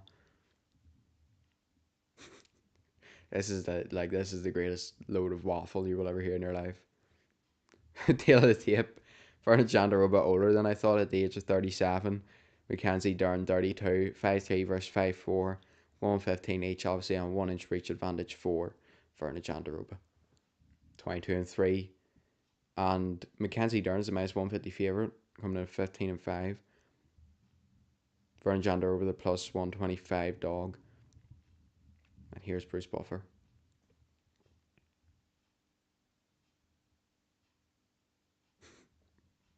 That's tough. Jandaroba just checked to her in the screen.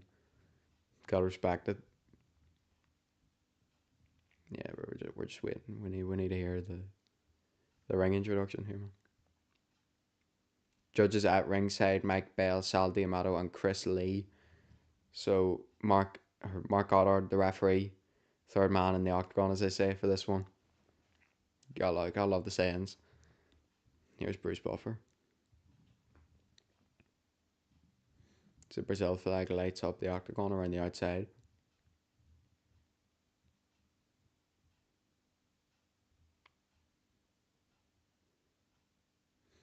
I mean, pretty good clash here. Really good rematch. Who do I think out of the two of them would have had the better chance of beating Welly? I would definitely say maybe John Daruba. I feel like Mackenzie Dern wasn't up next, so it's kind of hard to say.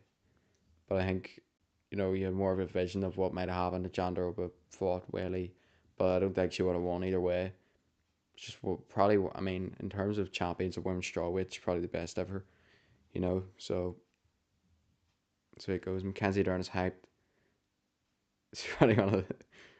It's just laughing at it. I don't even know what's happening. Jandaruba, on the other hand, obviously I already called out all the stats. 2-3, I suppose, as a UFC underdog. Odds subject to change. I will not be promoting your bagging company, but anyone that's watching, stay away from those activities. Don't do it. Save your money. I've been watching fights now for like 10 years. I tell you, it's not worth it. Get some insane upsets. McGregor Diaz. You look in there, what could have happened? Fury and Gane. A whole lot of fights, whole lot of upsets. Just save yourself the money. Yeah. RDR versus Allen last week. I'm sure RDR was a huge favourite until he quit. Or his corner pulled him out, one of the two. But here we go. Yeah, not a chance yet. Round 1. Come on.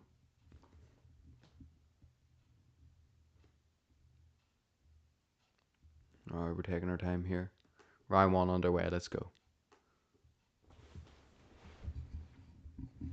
So, straight away already, low kicks from both fighters, kind of just trying to find their range at the moment. I'm sure it's probably well become a high level jiu-jitsu fight, unless it does just cancel out their opponent's jiu-jitsu. Nice low kick throw from Mackenzie Dern. Does kind of sweep the leg of John Daruba a wee bit, who's obviously wearing those yeah,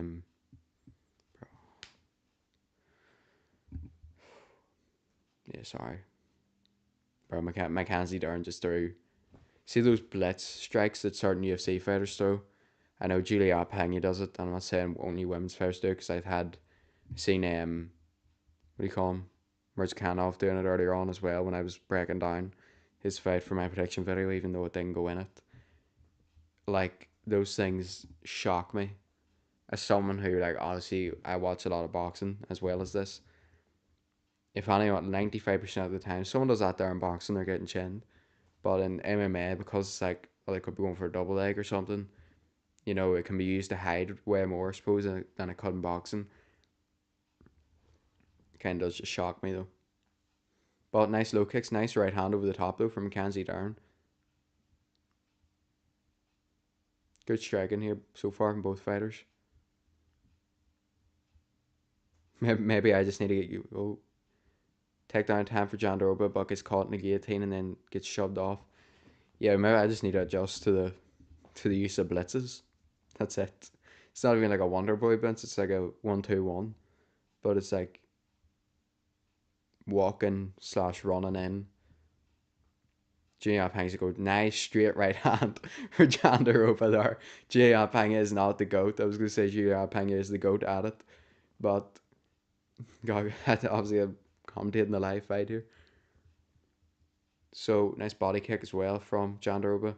Shoots in the double leg. Does she get it?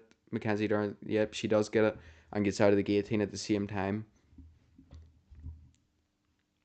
Now we'll see what happens. This is where the fight should really progress. Mackenzie Dern. It's an interesting position here. John Daruba's tucked down all 11 opponents in the UFC. She's attempted a takedown. She's got the takedown. Referees are a lot more locked in tonight.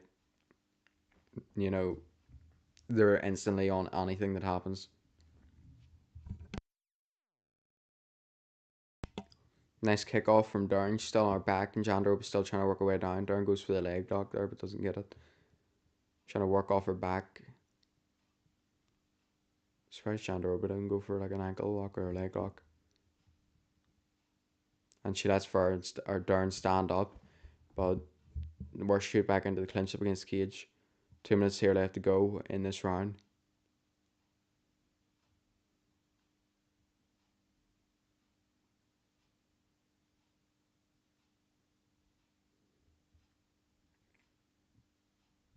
And we separate. Now we're back into the centre of the octagon.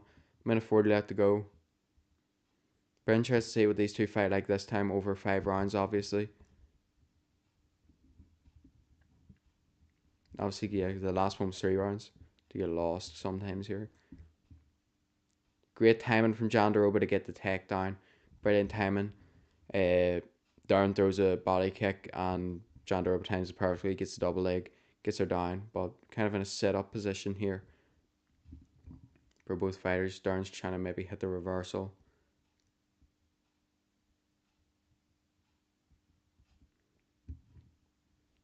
See what happens here. I mean, this is what happens, I suppose, when you have two great jiu-jitsu fighters. You just get locked up in some random position, and we're stuck like this. Nice. Like, what can you even do? Nice ground and pound, I suppose, from both of them here. Mackenzie Darren builds her way back up their feet. Let's go. We're getting somewhere. Yeah, I do think their jiu-jitsu is just cancelling the other ones out. On the ground. At the moment, anyways.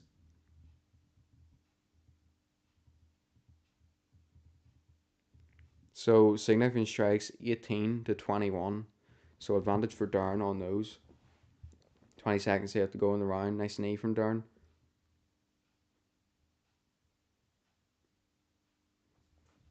Shot in the clinch. Jandaroba was smiling. Must like getting punched. Fair enough.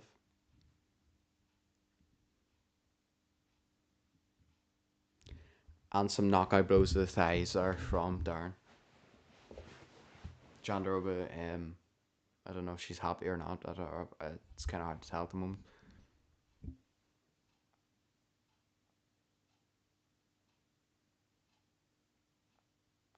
So, what are we saying here?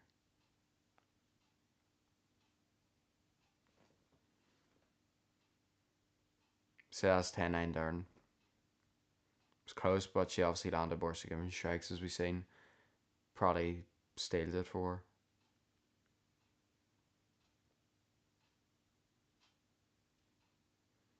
What am I doing here?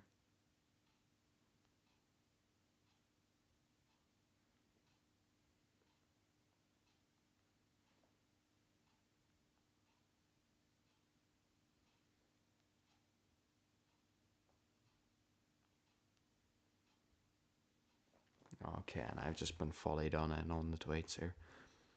Alright, so here we go. Round 2 underway.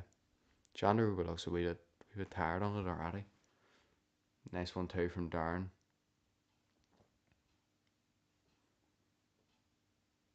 Both kind of fading in the centre of the octagon right now. Darren is rushing in with strikes again.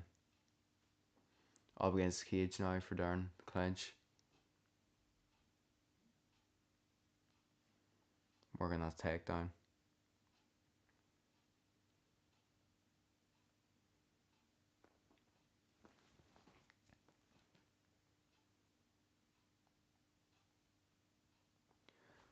Alright, now we're back in the centre of the octagon for nice shots from Darren. Darren is winging them in now.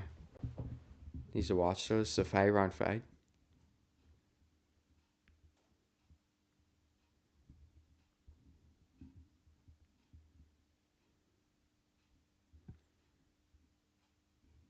Nice head movement.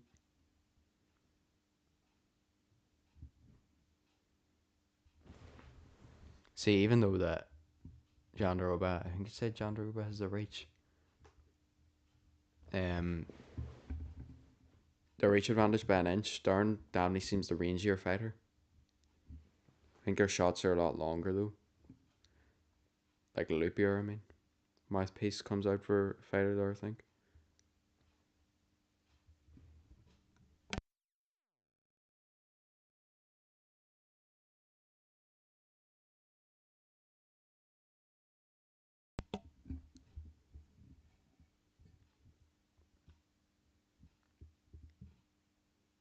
Takedown for Jandaroba.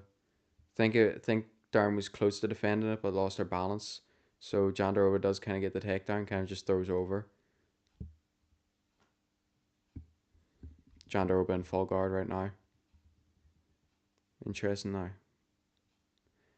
Lovely shots from the bottom for Darren. Not letting Jandaroba get a second to think.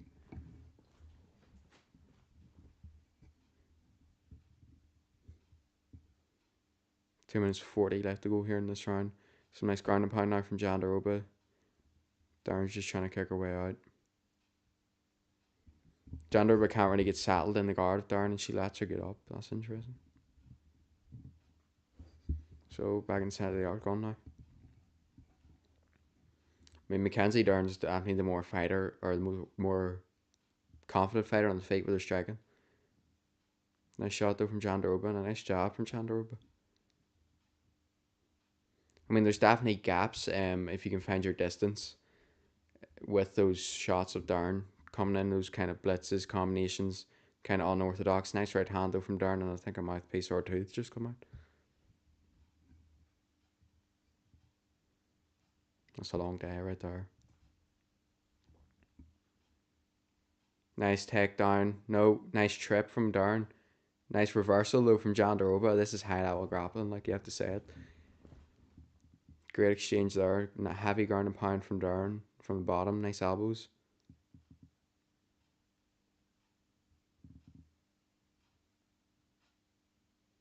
Mark Goddard gives a warning there.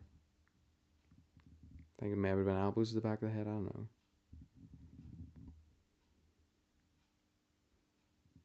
Ground and pound now from Jandaroba. Minute and 14 left to go. I mean, there's definitely time for this round to be stole either way.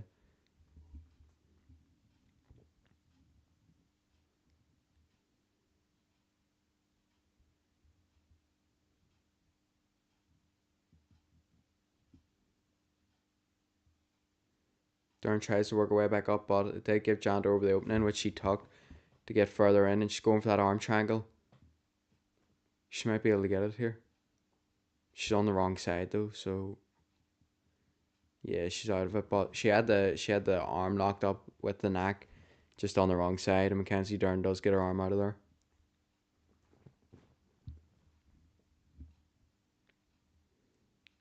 30 seconds left to go. Someone steal it. Pretty even right now, maybe. Edging it towards Darren though.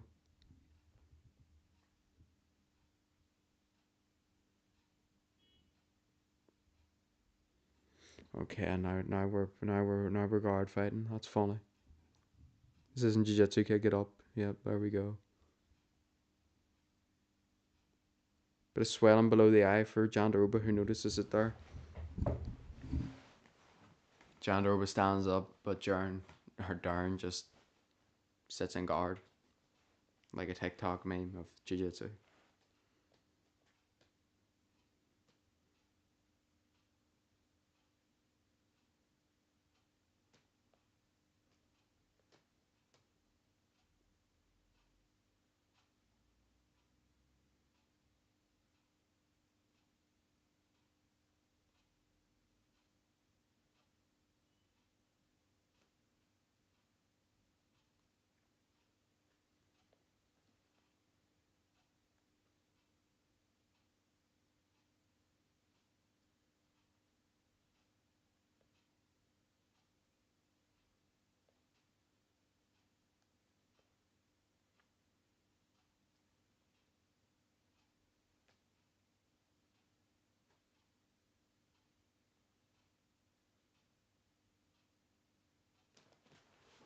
So I do have Mackenzie Darren up 2 rounds right now, but that one could have went either way. I do think she just landed the better shots on the feet. Round 3 underway.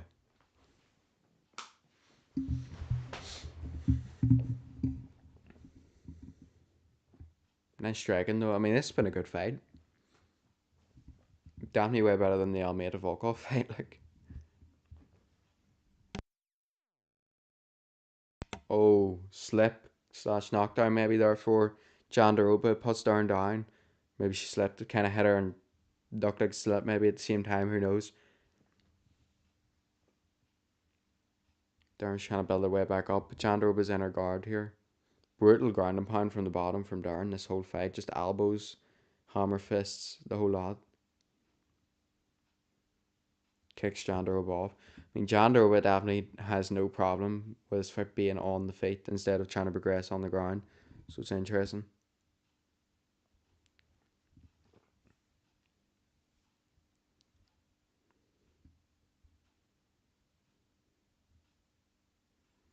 Below that eye, busted open for Jandaroba. Darren shoots the takedown this time. She doesn't get it. She's up against the cage though in the clinch.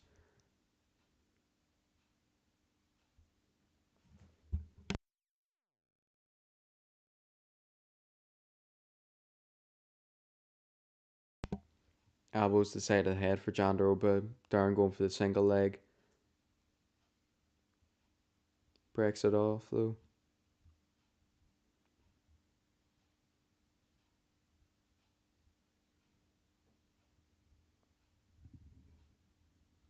Knee to the body from both fighters. Not much happening right now. We're in the clinch up against the cage. 3 minutes left to go in this round.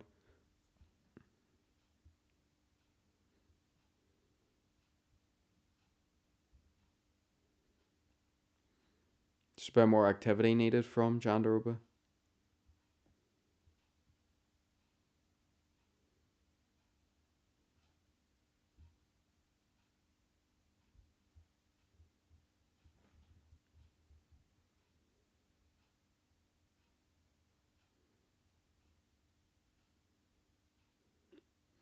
Takedown attempt failed for Jandaroba.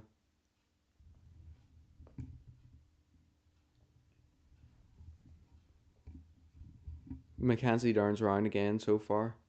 More dominant as well in the last two. Or well, no. I'm forgetting. Might have got dropped in there. Conrad Half was a slipper notch. Still the live favourite. It's gone up as well to 195 from 150, I think it was. 125 maybe. Head kick attempt from Jandaroba into a single leg. I mean, they're both pretty much just grappling this round. Alright, at this rate, she get it close. She gets her down. She's in the same position again. Man, these two are like Mackenzie Dern's defensive jiu-jitsu is really good. Her defensive grappling. Great elbows from the bottom. Won't want to be doing a headstand anytime soon if I was Jandaroba. Because they'll be sore. Been elbowed in the top of the head about 15 million times. Weird metaphor, like, or weird story to put to it, but gotta find something to say, man.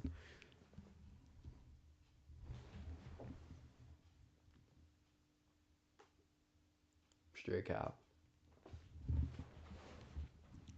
So I'm gonna let to go here. Jandaroba on top.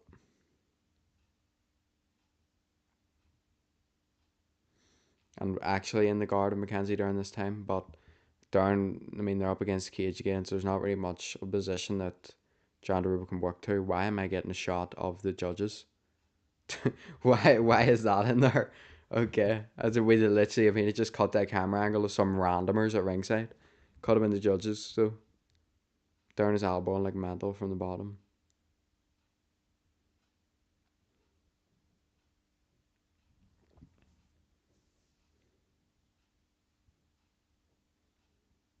Up kick from Darn. Thought those were illegal. Chandler was trying to catch her when she gets up. 10 seconds left and Darn's just pulling guard like. Gets up, nice right hand from Jandaroba to finish the round. Close one. That could be Jandaroba's round. She just finished the round better maybe. And had that moment where she might have dropped her in there as well. It's interesting.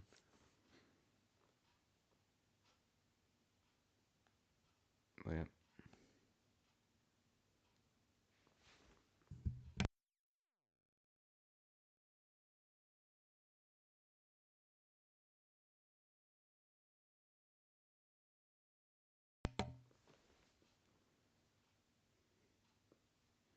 A lot of people have this for Jandaroba. I do think that is her round though. Henry Cejudo has this one for Jandaroba as well.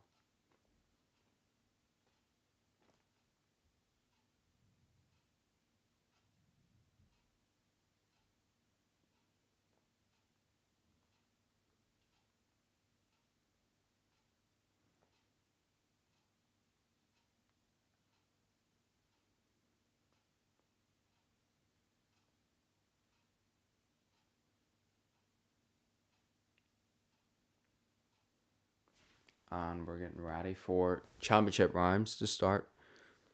Round number 4 underway. So both fighters fainting already from the centre of the octagon. Nice job from Mackenzie Dern, who also has swelling under her right eye. Nice job from Jandaroba.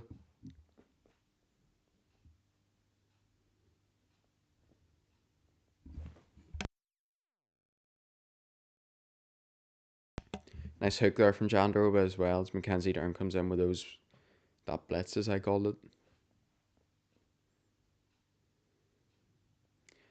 This is if I'm Jandaroba here and Dern, you really had to give everything you've got to try and steal these rounds. Nice 1-2 from Dern. Jab from Jandaroba as well. Body kick from Dern, right hand to the body from Jandaroba. Right hand to the head from Jandaroba. Some nice striking here, man.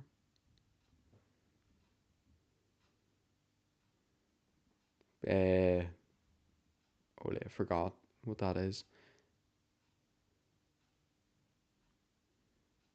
10-9 Durham round 3. Some people, I give it for Jandaroba.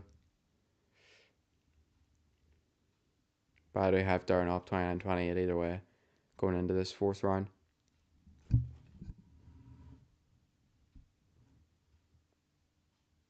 A lot of pressure from Durham. She's been the one coming forward for most of the fight. Nice job again from Jandaroba. Nice right hand over the top. Nice. Nice shot from Durham. Just skimmed though. Durham with more distance strikes than Jandaroba. Some of these stats are very interesting. Like, how do you even count it? Well, I suppose actually, but leg kick for both fighters. Again from Jandaroba. Switch to southpaw. Mackenzie Durham with the blitz. She's not really landed anything flush on the chin. Shoots in for the takedown. Doesn't get it. Knee to the body, Jandaroba. And Durham, same thing.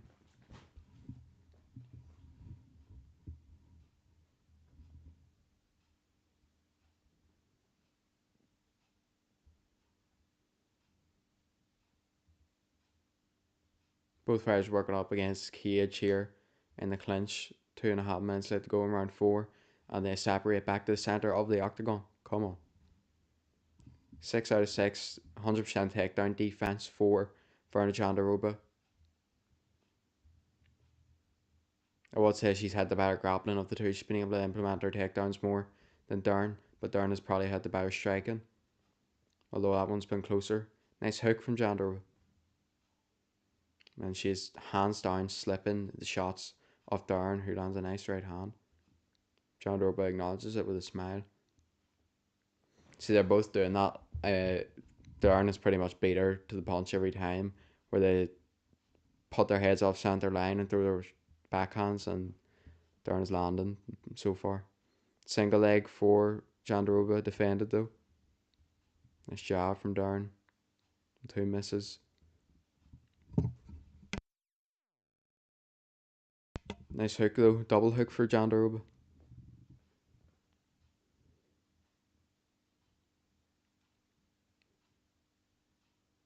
Double leg, lovely. I think one of the things that Jandaroba was getting more than necessarily a takedown is like the momentum, and then it's just throwing Mackenzie Dern over, which I suppose is a takedown. And Dern just sitting in guard and Jandaroba not following her to the ground. Could just go Marab, I suppose, and throw her down and let her up and throw her down, let her up. Not that Jandaroba has it in her. She's clearly too tired for that. Takedown from Dern though, nice double leg. First of the fight for her, so let's see what she does with it here. She's been throwing nasty ground and pound from the bottom, which she'll implement on the top now.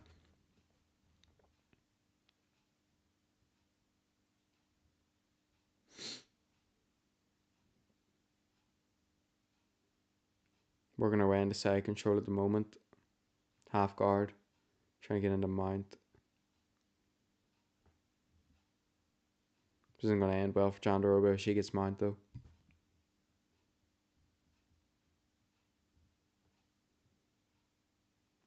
20 seconds left to go here to see what happens. Some ground and pound from there, maybe steal the round. 10 seconds.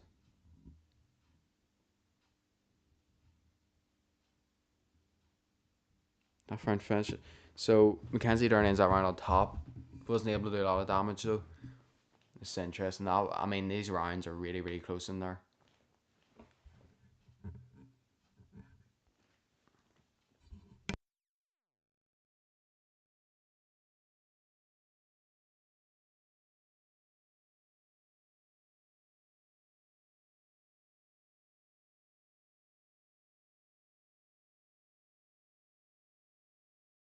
I mean, there is no doubt in it that Wei Li is just elite.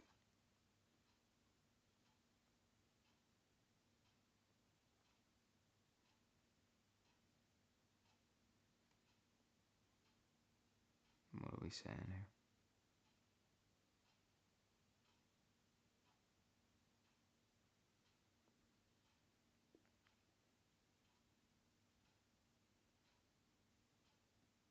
A lot of people have a 2-2 here.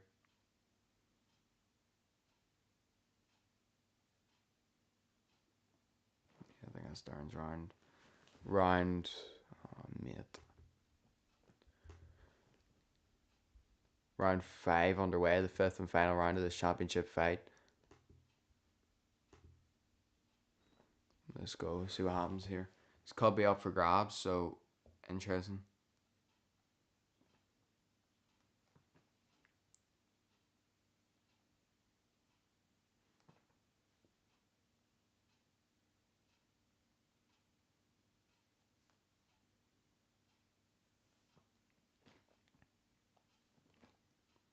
Both fighters just striking. Oh, Mackenzie Dern goes for spinning elbow, and Jandaroba gets a brilliantly timed takedown.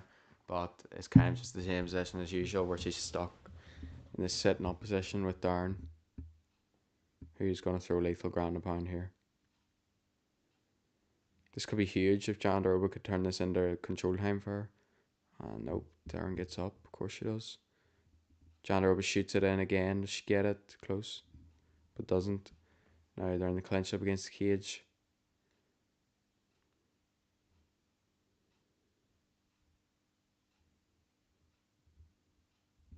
I have a 3-1 Dern right now, so even if Jandaroba wins this round, in my opinion, Dern have won the fight. But a lot of people out there have a 2-2, 2-1 Jandaroba as well, possibly. So, or not 2-1, maybe. Yeah, a lot of people that with that would have had a 2-2. Pretty unanimous Mackenzie Dern round. I think that last one was, judging off what I seen on Twitter.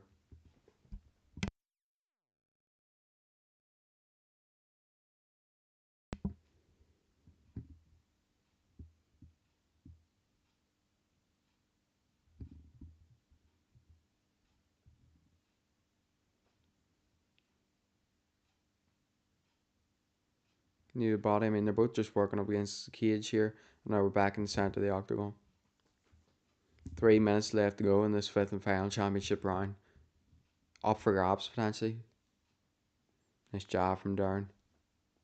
Bit of reaction off Jandaroba there. Nice shots from both of them.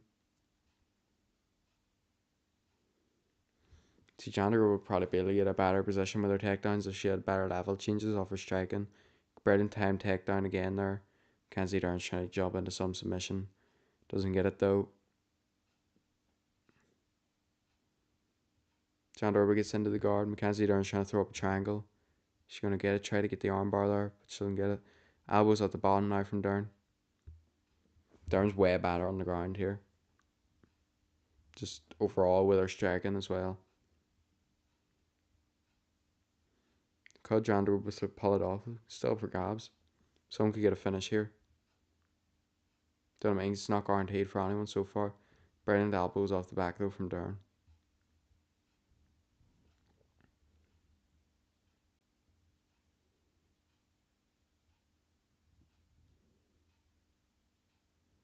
It's probably the best position that Jandaroba has got to all night with Dern on the ground.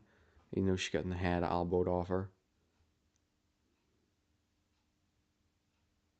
Go for a leg lock, man. She just lets her stand up.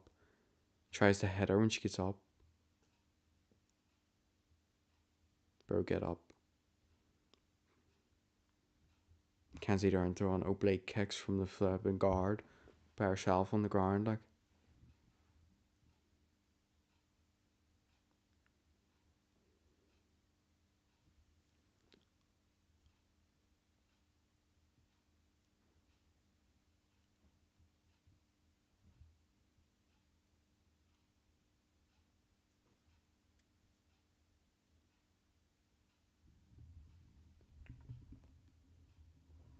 Nice striking there from Jandaroba. Double jab right hand. Dern's won every round near enough on significant strikes. Nice teep kick from Dern. Trade jabs there. Judges at ringside once again. Mike Bell, Sal D'Amato, and Chris Lee. 30 seconds had to go in this final round. Let's steal it. Someone do something huge. Cut now. More blood anyways from Jandaroba. Can't really tell if it's from that same spot in the eye. I think it is. She misses a head kick. Goes for a spinning shot. Gets tucked down. Gets a reversal. Mackenzie Dern's still on top of her though. And that will be it. Mackenzie Dern trying to land some ground and pound at the end of the round. As Jandaroba gets the closest she got the whole time with a submission. Well, I do think that Mackenzie Dern should get that one done via either 4-1 or 3-2 decision pretty clearly. She taps her elbow. Jandaroba celebrating as well though. I really don't think that's the. I don't think she's the winner of this. Like I'm pretty sure it's really a clear 3-2. Darn, maybe not like, but I don't really know. I think rounds 1, 3, and 5 pretty clear. Darn. You can argue 4 probably more for Darn than you could for Jandaroba. Jandaroba could get round 2 though.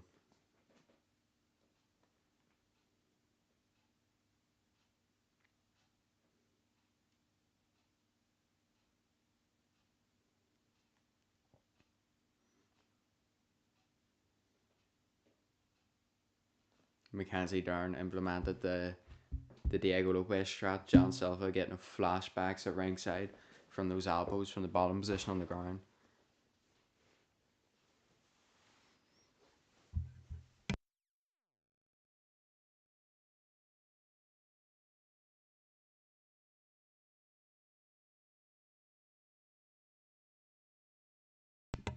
We might actually be able to watch the boxing as well. We'll see. We'll see. I don't know what fight we're on right now. So Azra Taylor just won. So co-main event coming up next, and then who knows the pace in here, but we'll see who gets the victory here first. Here we go, the official decision.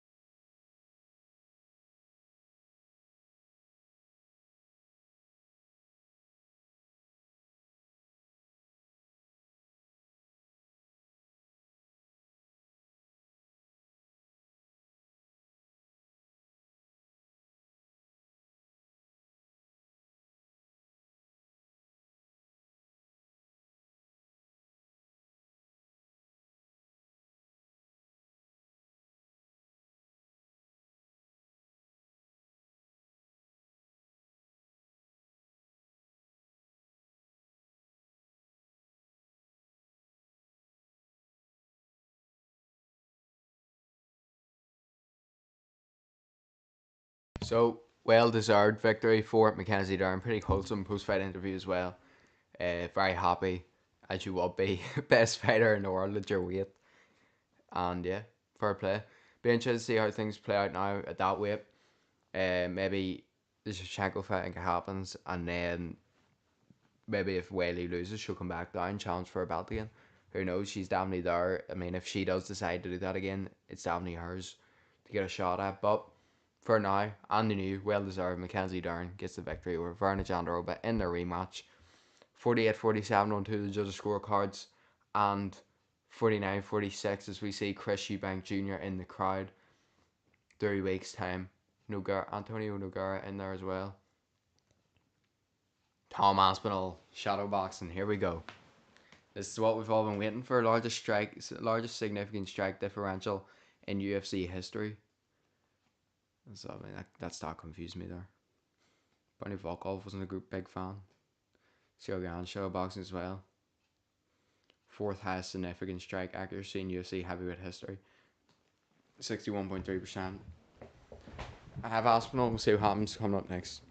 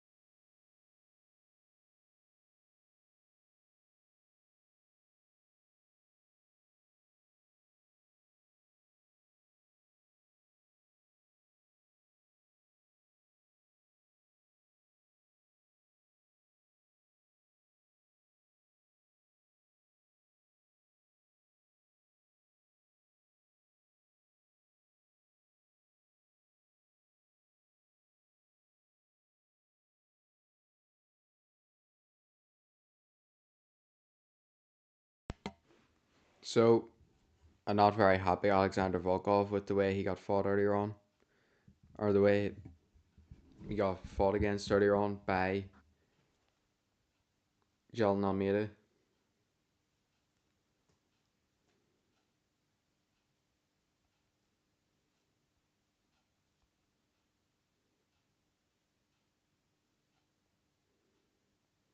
Main event coming up next. Tom Aspinall takes on Cyril Gane. Let's see what happens here. Tom Aspinall probably the heavy favourite here. As we all know, he's been destroying everyone left, right, and centre, from the grappling to the striking, beating everyone. See what he does. Can he get done, or will Cyril Gane pull off one of the biggest upsets in the history of the sport?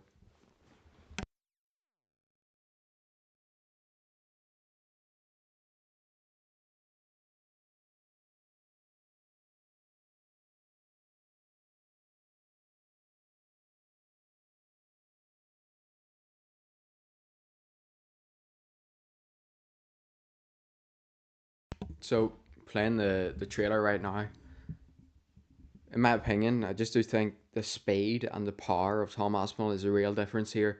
Obviously, Cyril Gane, in terms of heavyweights, is the other really good striker. You know, really good speed. But in my opinion, the power differential is huge. And the speed, I think, like the biggest difference, because you look at a fighter like Francis Ngannou, that was raw, sheer power. But a lot of times, the ones you don't see coming, as they say, and Tom Aspinall has the ability to do that constantly. Coming off the back of two knockout wins within the first minute and a half. Sergey Pavlovich, Curtis Blades, blitzed them both realistically. Now we're back. Obviously, the biggest concern with Tom Aspinall is the fact that he has his chin in the air, and you don't want him to do that against Cyril Gane, really, because it gives Gane the opportunity to land something. But this is the moment for Gane, this is his third shot at the title. Lost to Ngannou in a grappling match. And Gane had no knees, but he did survive to get the decision in that one, I suppose, against one of the hardest hitters ever. Then he loses to John Jones. Gane loves a hammer fist to the back of the head on the feet. See the replay there, he done spit back and the Tuivasa.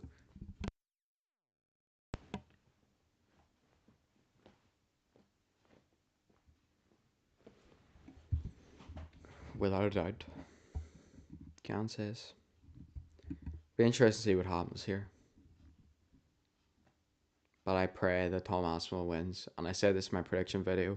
It's no offense to Cyril Gane, but I'm not trying to see the absolute tweet off from John Jones if Tom Aspinall loses. Like, mate, you were scared to fight him. You won't admit it. Or you actually did. You said you weren't willing to risk your legacy or gamble your legacy. Something along the lines of that. So you admitted you were scared of him. Allegedly. And now you're going to act like you've got the moral high ground if you watch him fight and lose. Like, at least he's fighting, you know, striving for greatness.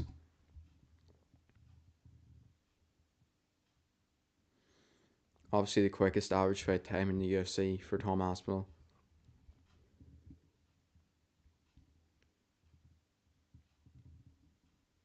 Yeah, it's tough.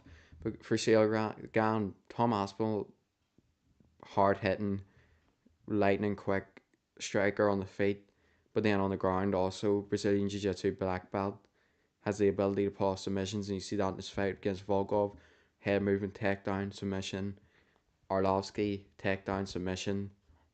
He's dangerous everywhere he goes. Obviously, Gane has submission victories as well, but I do think overall Tom Aspinall shall get this one done.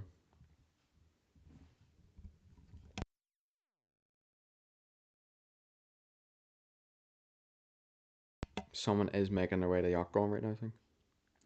Might be Cyril Gane. you know, completely sure.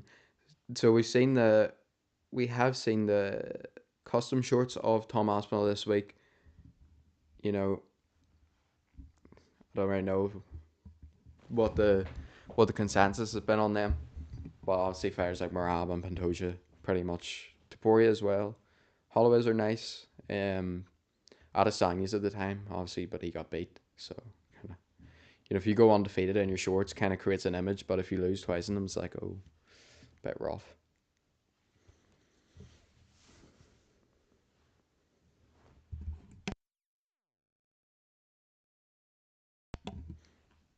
Let's go. Good to see some heavyweight action. Obviously John Jones, as much as as much as he wasn't fighting Aspinall, and that was the problem. He wasn't fighting anyone overall. So a very on hold heavyweight division for a while. It's good to see an undisputed championship fight back in there. Let's go. I think John fought Stipe last November. So you see what I mean? You see the point? It's been nearly a year, 11 months from there was an undisputed heavyweight title fight. That's not good, realistically. And it's been over a year from Tom Aspinall last fought. So an activity strikes here, but what can you do? Cyril Gane, this is his opportunity, I suppose, to turn a new page, turn a new leaf. I don't really know I don't know what the saying is there, but to add his name in history, finally win the title and do it against one of the most dangerous and threatening, just overall destroyers heavyweight scene from Ngannou, who he lost to. Former interim UFC heavyweight champion as well, two-time French Muay Thai champion, and something happening right now in the corner.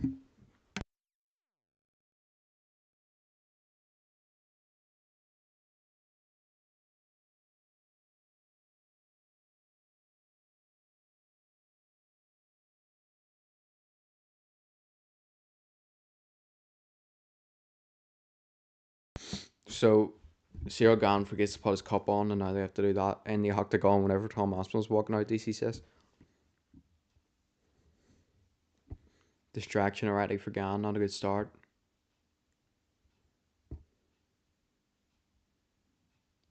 That like I don't know. Maybe I would forget it, but I feel like that's quite important, especially if you're a heavyweight. Surely you're not trying to get hit there with Tom Aspinall with no cup. Like no one's trying to have that happen. You gotta remember your cup. Seriously.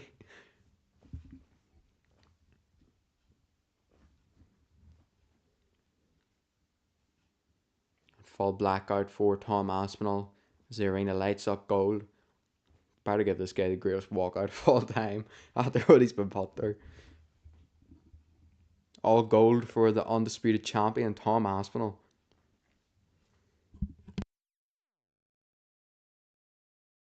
Does he silence the haters once again? Does he prove them all wrong? Don't think he already has any haters. I mean, he's the most sound guy in sport. If you hate Tom Aspinall, there's something wrong there. But does he silence the doubters again? I suppose I should say. The people who say, "What if he gets tucked to deep waters?" To be honest, those questions probably still won't be answered. You probably could knock him out of round, and those questions won't get answered.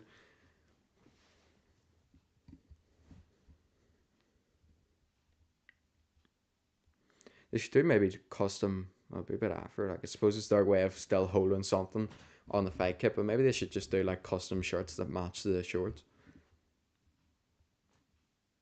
It is nice to have the black and gold. I do like the black and gold. Obviously, it's very rare to be seen because a lot of the champions are wearing their custom shorts, but the black and gold is nice. Like the one that Aspinall wore when he won the interim title, I think it was white and green, something along the lines of that. That was nice as well. These things are like 70 quid each though, so it's a long day for anyone wanting them.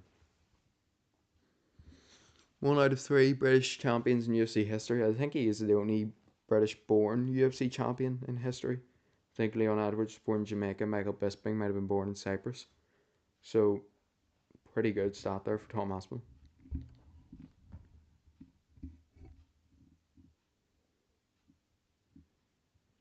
Looks composed, calm, getting the Vaseline done.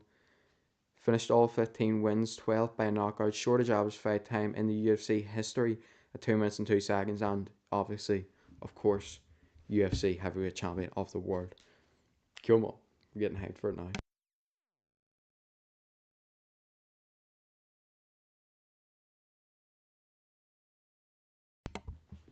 The only thing is, Tom Aspinall doesn't actually have gold on his shorts. Get in some stretching. Let's go with the main event, UFC main event at 20 to 10 at night. This is elite.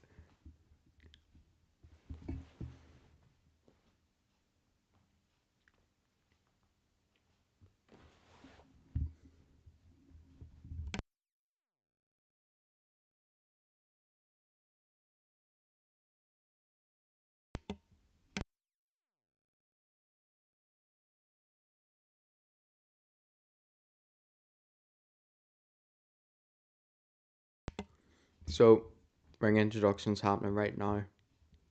Let's go.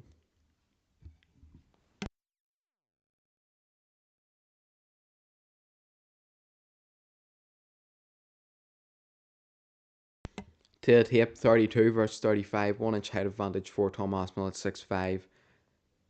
£8 reach advantage for Tom Aspinall and 3 inch reach advantage for Gane. So £7.5 weight advantage for Aspinall. Gane is the plus 280 underdog. I didn't see Tom's stats, so we'll get that in a second. If he beats him quicker than John Jones beats him, that would be elite.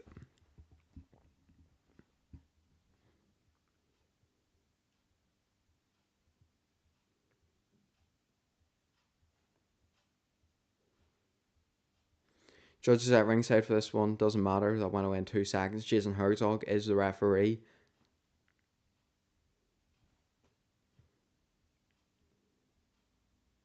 And obviously the famous Bruce Buffer. Introducing these fighters right now.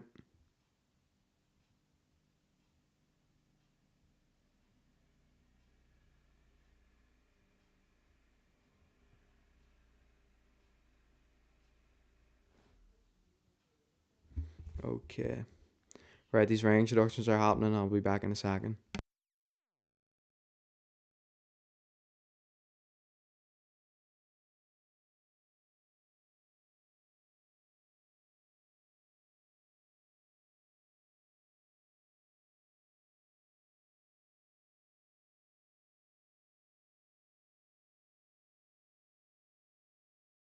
Bruce Buffer hits us with the it's time, like. Still hitting that jump. Respect. Bro blew both his knees out, I think, one time. Or one of his knees, anyways, doing that. Still does it.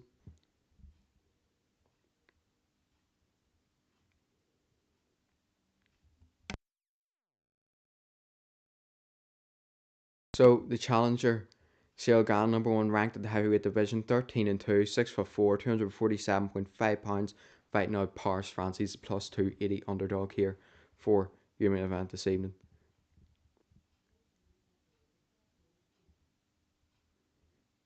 He is 2 and 1 in title fights in the UFC, obviously won the interim title.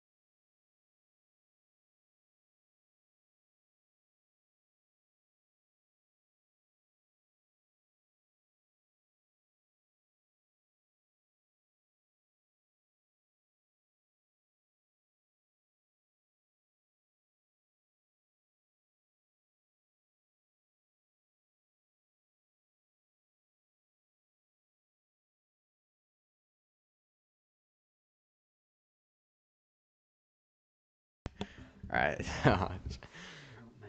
Right. Main event about to kick off here. No shoulder touch from Tom Aspinall by the looks of it.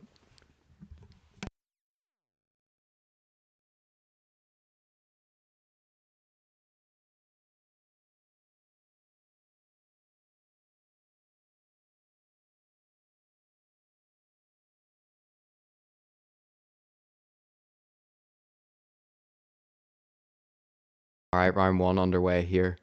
Both fighters immediately sent to the octagon. Gane pushing forward. Body kick from Tom Aspinall. Come on, Tom. Oh, nice one too from Aspinall. Maybe stuns Gane a bit up against the cage. Just clipped him a wee bit. Oh, good elbow from Gane.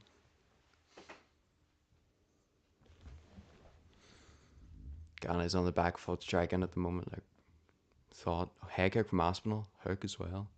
Misses though, I think.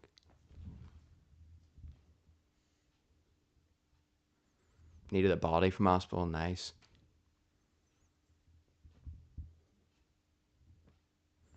Leg kicks.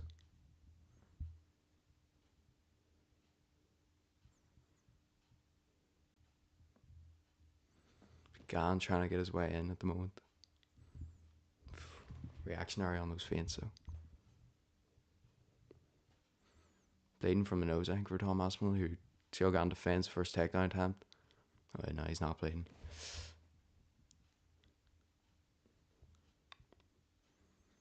Not much happening here at the moment. Head kick, though, from Aspinall. And a nice hook after, and the right hand follows.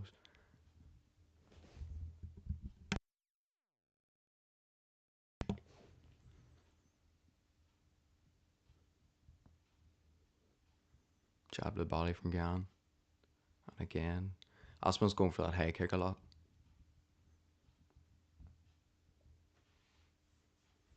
Come on, lads. Jab from Gane. Combinations from Tom are very good, though. Gane slips. Come on. Oh, spin kick to the body for Tom. Very weird way through it, though.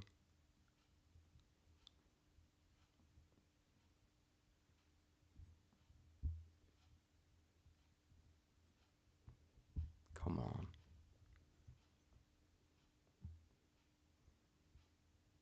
Alright, Gane is just dancing on the back foot at the moment. Or just circling, not even back foot, really just circling.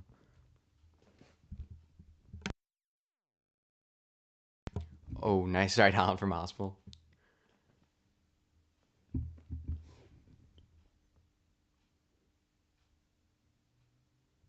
Leg kick from Aspinall. Interesting so far. I mean, Gane's not doing much. He's just trying to time Aspinall on a counter.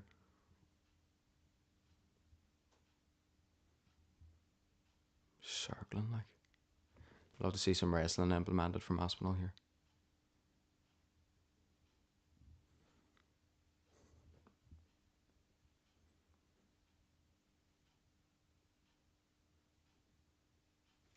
What is happening, like?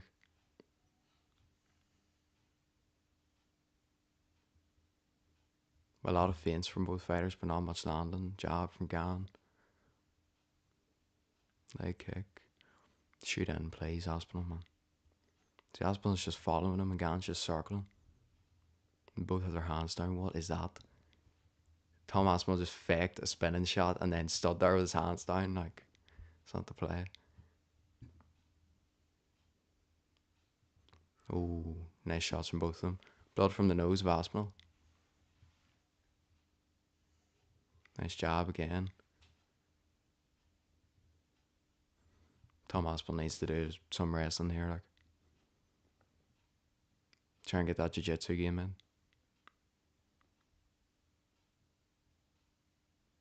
Nice leg kick from Aspinall though. Makes Gane switch stance immediately. Nice right hand. Come on, Aspinall, man.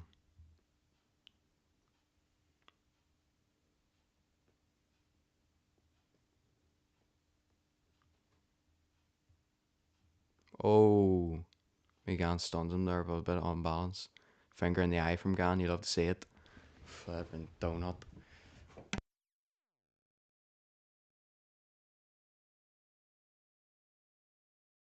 Gane's just fully went 5 fingers for the eye, like. Straight in there. Bingo, like. What is that about? Throws a body kick with his fingers extended at the same time and puts him both Aspinall's eyes.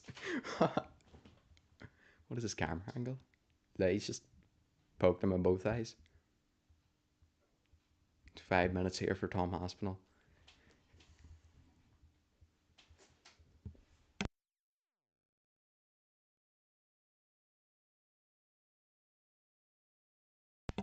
Doctor and checking on, or not checking on him, just giving him the cloth.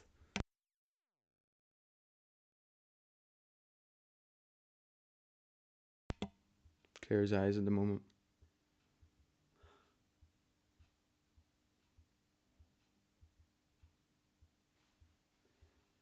Not good signs here from Aspinall.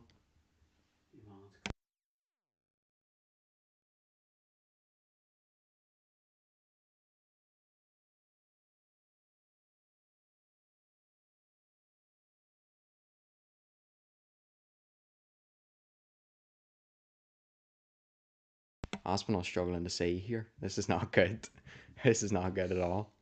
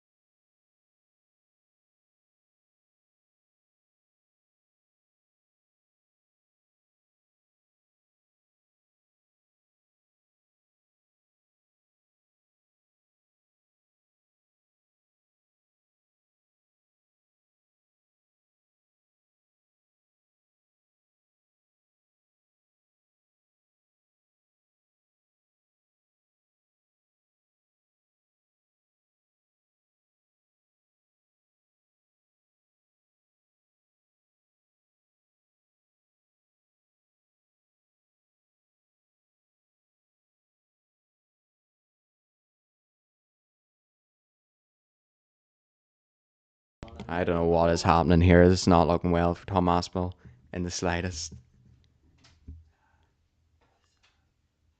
What is happening? He has 5 minutes and he's getting sworn by the doctors and the referee. Like, just allow it. Give him his 5 minutes. He's rubbing his eye in the cloth. Give him a minute. Like, what are we doing? There's 2 minutes, 3 minutes left. Come on, like. Not hunting, like. Why is the doctor on him? He's 2 minutes. He's not supposed to be here yet. It's so annoying. Get him out of there. I mean, he's clearly struggling to see, or he's an Oscar-worthy actor. One of the two at the moment. We all know what John Jones thinks. Like, why do we have a meeting here between the referee and two doctors? Why is Gane over here? Like, go away. You're not supposed to be here. He's a minute and a half left. Leave him alone. He's not going to be able to see in a minute and a half. He couldn't see 3 minutes ago.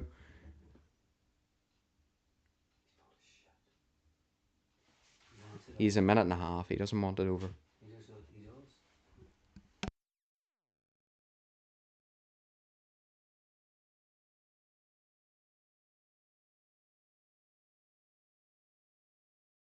He has it right. So he's on his third cloth now, whack cloth, to cleanse the eyes. This is not looking good for Tom Aspinall in the slightest, man. Come on.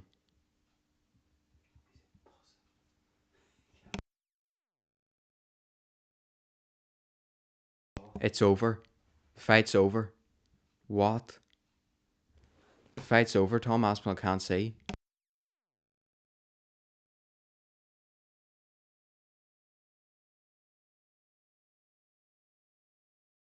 So the fight is over. It is no contest after Ciryl Gane double pokes Tom Aspinall in the eye. I don't know. I thought Tom Aspinall was winning that round because he was landing the harder strikes, but Ciryl Gane was clearly in a very advantageous position with his striking, um, landing good counters, circling, good timing, but he really did just poke both of his eyes at once. And I think the main UFC camera angle is showing like the right side more, but I do think the left side got the worst of it. Gane's on his knees at the moment because he was doing good for the first time in his whole life. Um, yeah, but unfortunately, you can't win via eye poke.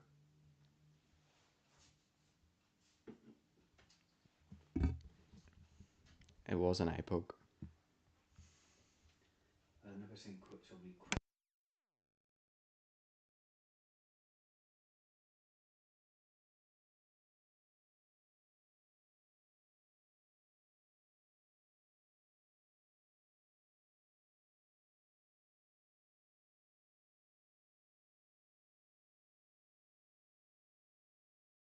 Very interesting here. I mean, obviously, either way, this is going to be immediately ran back by the UFC.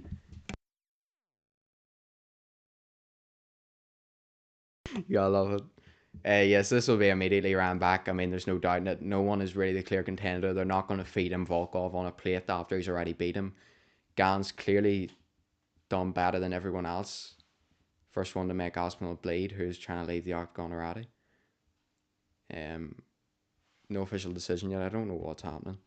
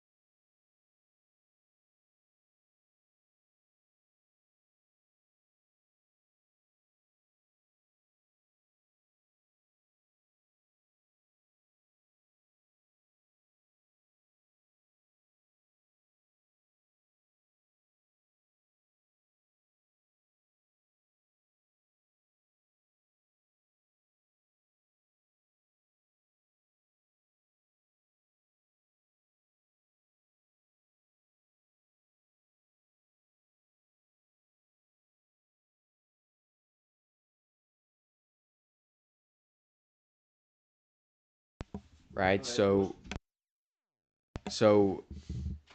it was kind of difficult to tell. I did think it was an eye poke at first glance off the first replay, but whenever Tom Aspinall, obviously not happy at all in the slightest, was doing his post fight interview there, they did show a very close up replay, and Gane did near poke both of Aspinall's eyes into the other side of his dome. So I'd say that's fair play. Tom Aspinall can't really do anything about that. Cyril Gane was fighting well off counters and back foot striking. Tom Aspinall had not landed some nice shots as well. Cyril Gane had Aspinall bleeding from the nose. Both fighters being booed, I don't really think you can blame Tom Aspinall, especially at that last replay. Those were like, it was difficult to tell because his eyes were closed. If his eyes were open, he wouldn't be able to see again. So that's pretty tough. That'll be ran back immediately, I'm guessing, by the UFC. Has to be. There's no one else as a contender. No one else has really done that well against Aspinall. Obviously, bleeding from the nose there as well. I don't really know what to think. I don't think Tom Aspinall quit. I definitely don't believe any claims of that there. He said himself in the post fight interview, "Why am I getting booed? What can I do? I'm the one that got poked in the eyes." Then Gane got booed as well. John Jones gonna hop on Twitter here, even though he doesn't have the balls to go and fight Tom Aspinall. So he's probably going. We all know who he's fighting outside the octagon. I don't need to say anything there. But that'll be all for the day. UFC 321. I mean, what a card! Realistically, great performances from a lot of fighters. You see a whole main card. We were live for great win for Mirzakhanov to start it off, knockout over Rakic. Very lackluster fight between Alexander Volkov and Jatan Almeida, but Volkov does get that one done. Umar Nurmagomedov gets back into the win column with a great 3-round decision win over Mario Batista. Mackenzie Dern wins the vacant strawweight women's world title over Verna Jandaroba over 5 rounds. Great fighter, great fight, actually great back and forth. Um, but yeah, she gets it done in the rematch. She's now 2-0 against Jandaroba, and the main event unfortunately ends via no contest in the first round. Tom Aspinall does near get his eyes poked out of his head, so you can't really blame him there. I don't think it was uh, on purpose from Cyril Gane. He did get he was throwing a body kick at the same time and stretched his fingers out, and that's when that happened. But that's going to be all for the day. Anyone who came along liked it, shout out. But yeah, that's going to be all. Definitely run that fight back, run a rematch. Tom Aspinall will hopefully win, and then we can move on. But you can do that quick. Hopefully there's no permanent damage done to his eyes. It actually was a really bad eye poke, so hopefully he does recover from that well. But that's all for the day over here. 2 hours 40 minutes in. Very early wrap up time, and you see the replay once again here. But just before I go, so it's initial contact on the eyes, and then it actually does look like Gane just fully pushes his fingers through Tom Aspinall's eyes as they get replaced with Gane's. He was actually so Cyril Gane's like finger knuckle was in Tom Aspinall's brain. That's gonna be all. That is crazy, and that could be. I'm not gonna say it was on purpose, but that's insane. I don't really say I haven't seen eye pokes that deep in ages. That's all for the day. Like, comment, follow, subscribe. Come back here for more prediction videos. Interviews soon. Instagram, Twitter, TikTok, all around the screen there. That'll be all the day. Tom Aspinall, Cyril Gane, we have to run that back. Controversial ending. Oh, it did look bad in the replay. But the right eye looked worse.